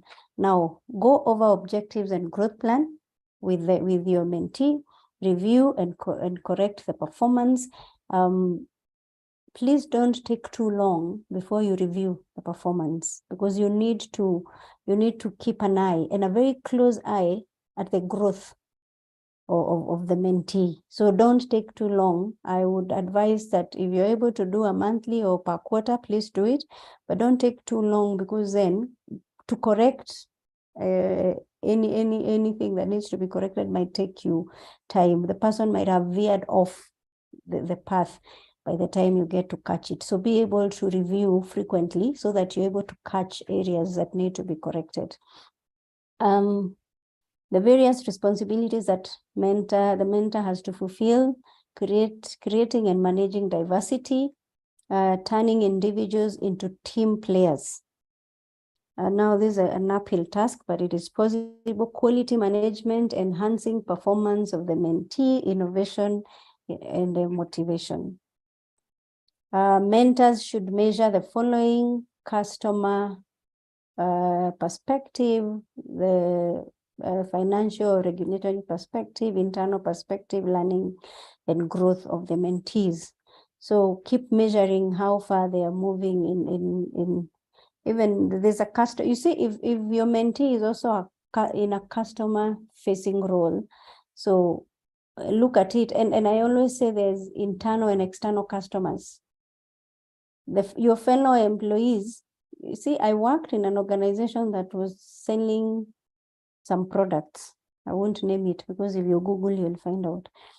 So I decided to you see, when you work in an organization and you sell a specific product, you want to consume it.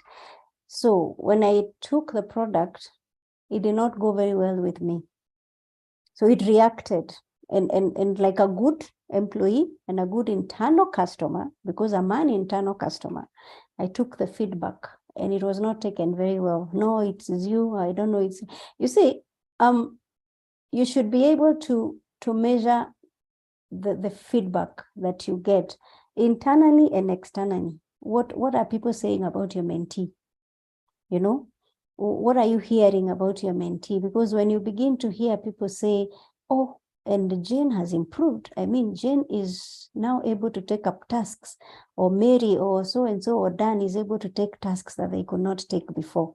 So there's such growth. You go into leadership meetings and your mentee is the one being spotted, like, I think that role is a bit complex, but we can give it to so-and-so. How does that make you feel? Something, it tells you you're doing a good job and you need to keep pressing on. Some expectations that mentee has from the mentor: capability improvement, politeness, please be polite. I keep saying there's never a reason to be unkind. There is never a reason. If you need to write that, even when people insult you, I think even when your mentee is difficult, there's never a reason to be unkind. Remember, you're the role model, you are the resource person, you are the expert, you are that person that is on the wheel, so you cannot lose yourself, Remember to be kind. Guidance and support, they need you to support them. Role model, to open communication, liberty, equality, fair treatment, connect on a personal level. And we are good to go. We've finished. Right, in time, 11:11. So let's get your feedback. At least on the chat, what you learned and your takeaway. What are you taking home from this training? Let's engage in the chat. If you learned something, what is that one thing that you're taking home? Or your feedback? We would want to improve our training, definitely. What is your feedback as well? We're 27. Let's talk. I can actually stop sharing and go now here so that we talk. I like how this training ties to the last one I took on handling difficult employees. Beautiful. Thank you, Kimel. Thank you. And that's why I said, if you've not taken the other one, kindly take it. Because it's your mentee might be the difficult one, yeah? An eye opener. Thank you so much. That is Jen. Let's give feedback. We are open to feedback. I think as HRP, we are open to feedback. It is you that will help us improve our training, our timing, our content, as trainers as well. We are always open to feedback, even any other training that you think you need to top this one up. We are open. Let's chat for just 5 minutes and then we go. I promised you, we will not go beyond time. Great insight on mentorship and coaching. I've learned a lot for improvement in both processes. Great. Thank you, Irene. I have a comment, Esther. Yes, thank you. Yes, let's go. Yeah, I've personally loved the training. Yes. It's touched on a lot of issues concerning mentoring. And there's another form of mentorship called reverse mentorship. Yes. Yes, from now the young to the old, or the less experienced to the more experienced, maybe it could be one of the topics that you can consider handling next. It's something that I want to try. Yes. I'm doing research online, but I believe with what we also have, sorry, there's some background noise. No but worries. what I've also learned from this mentorship training can also help in that. Yes. But again, I think it's good to also have it as HR professionals so that you can also tap the energy and the ideas of the young ones. And I like that because definitely the world is changing. You see, there's the Gen Zs, the Generation Z that we are talking about. Those guys are tech. Sometimes they know a lot that we don't know. And we need to be open to be taught by them. So I agree. We take that feedback. I like the conversation here. Insight. Thanks, Esther. I learned the HR mentoring skills, new experience for me. Good job done in simpler way to the point. I've learned the boundaries, that is joy between mentee, mentor to obtain successful mentorship. Thank you. Very informative. That is Agnes. Judith, the training has been very informative. I learned on what I can improve. Lucy, thank you for the wonderful training. I've learned that you need to keep reading in order to keep leading. Excellent. Thank you very much. Please keep checking. I know Dan is on the call. I don't know if he's still here. We've taken that feedback on reverse mentorship, and I think it's very key. Thank you for the training. I've learned that we need to keep learning, and we can learn from anyone, young or old. Very informative. Is Dan still on the call? I don't know whether he wants to say anything, but thank you very much. Yes. Thank you, Esther. Yeah, I'm happy for this training. You've taken great initiative to take us through HR mentoring skills, and that there's different ways of coaching, and there are different people whom we may be called upon to coach, to mentor. Thank you, our participants. Thank you, everyone, for showing up and participating greatly in this class. One word I've usually said, anytime you find us announcing a training in our WhatsApp groups, you are free to attend the training. Sometimes you might not be having money today. So don't be worried that, okay, I have to pay for me to participate. No, You participate. We usually record the trainings. Actually, if you log into our portal, that is achlp.org, you will find this particular training has been recorded, but the notes have already been uploaded for everyone. And the way we've set our system nowadays, anyone, whether you've paid or not paid, you're able to access our learning materials. Life is changing, and a lot of things keep changing. So you can't hold knowledge. Hold as in kuificha. You are not supposed to do that. So we therefore made a decision that for all the announced courses, if you go to our training calendar or if you log in, you can be able to go through the learning materials, watch the videos for all the courses.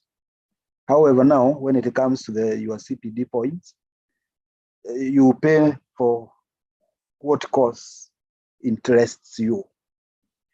Again, we have integrated our payment options. Remember last year, we won the prize for HR Tech Strategy of the Year. We want to maintain the lead in that.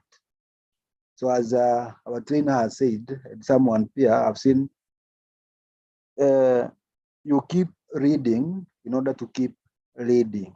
Though I'm not able to differentiate the L's, Adal, but I am able to get that you have to study or to research for you to keep in the front. So the same application, we've done that.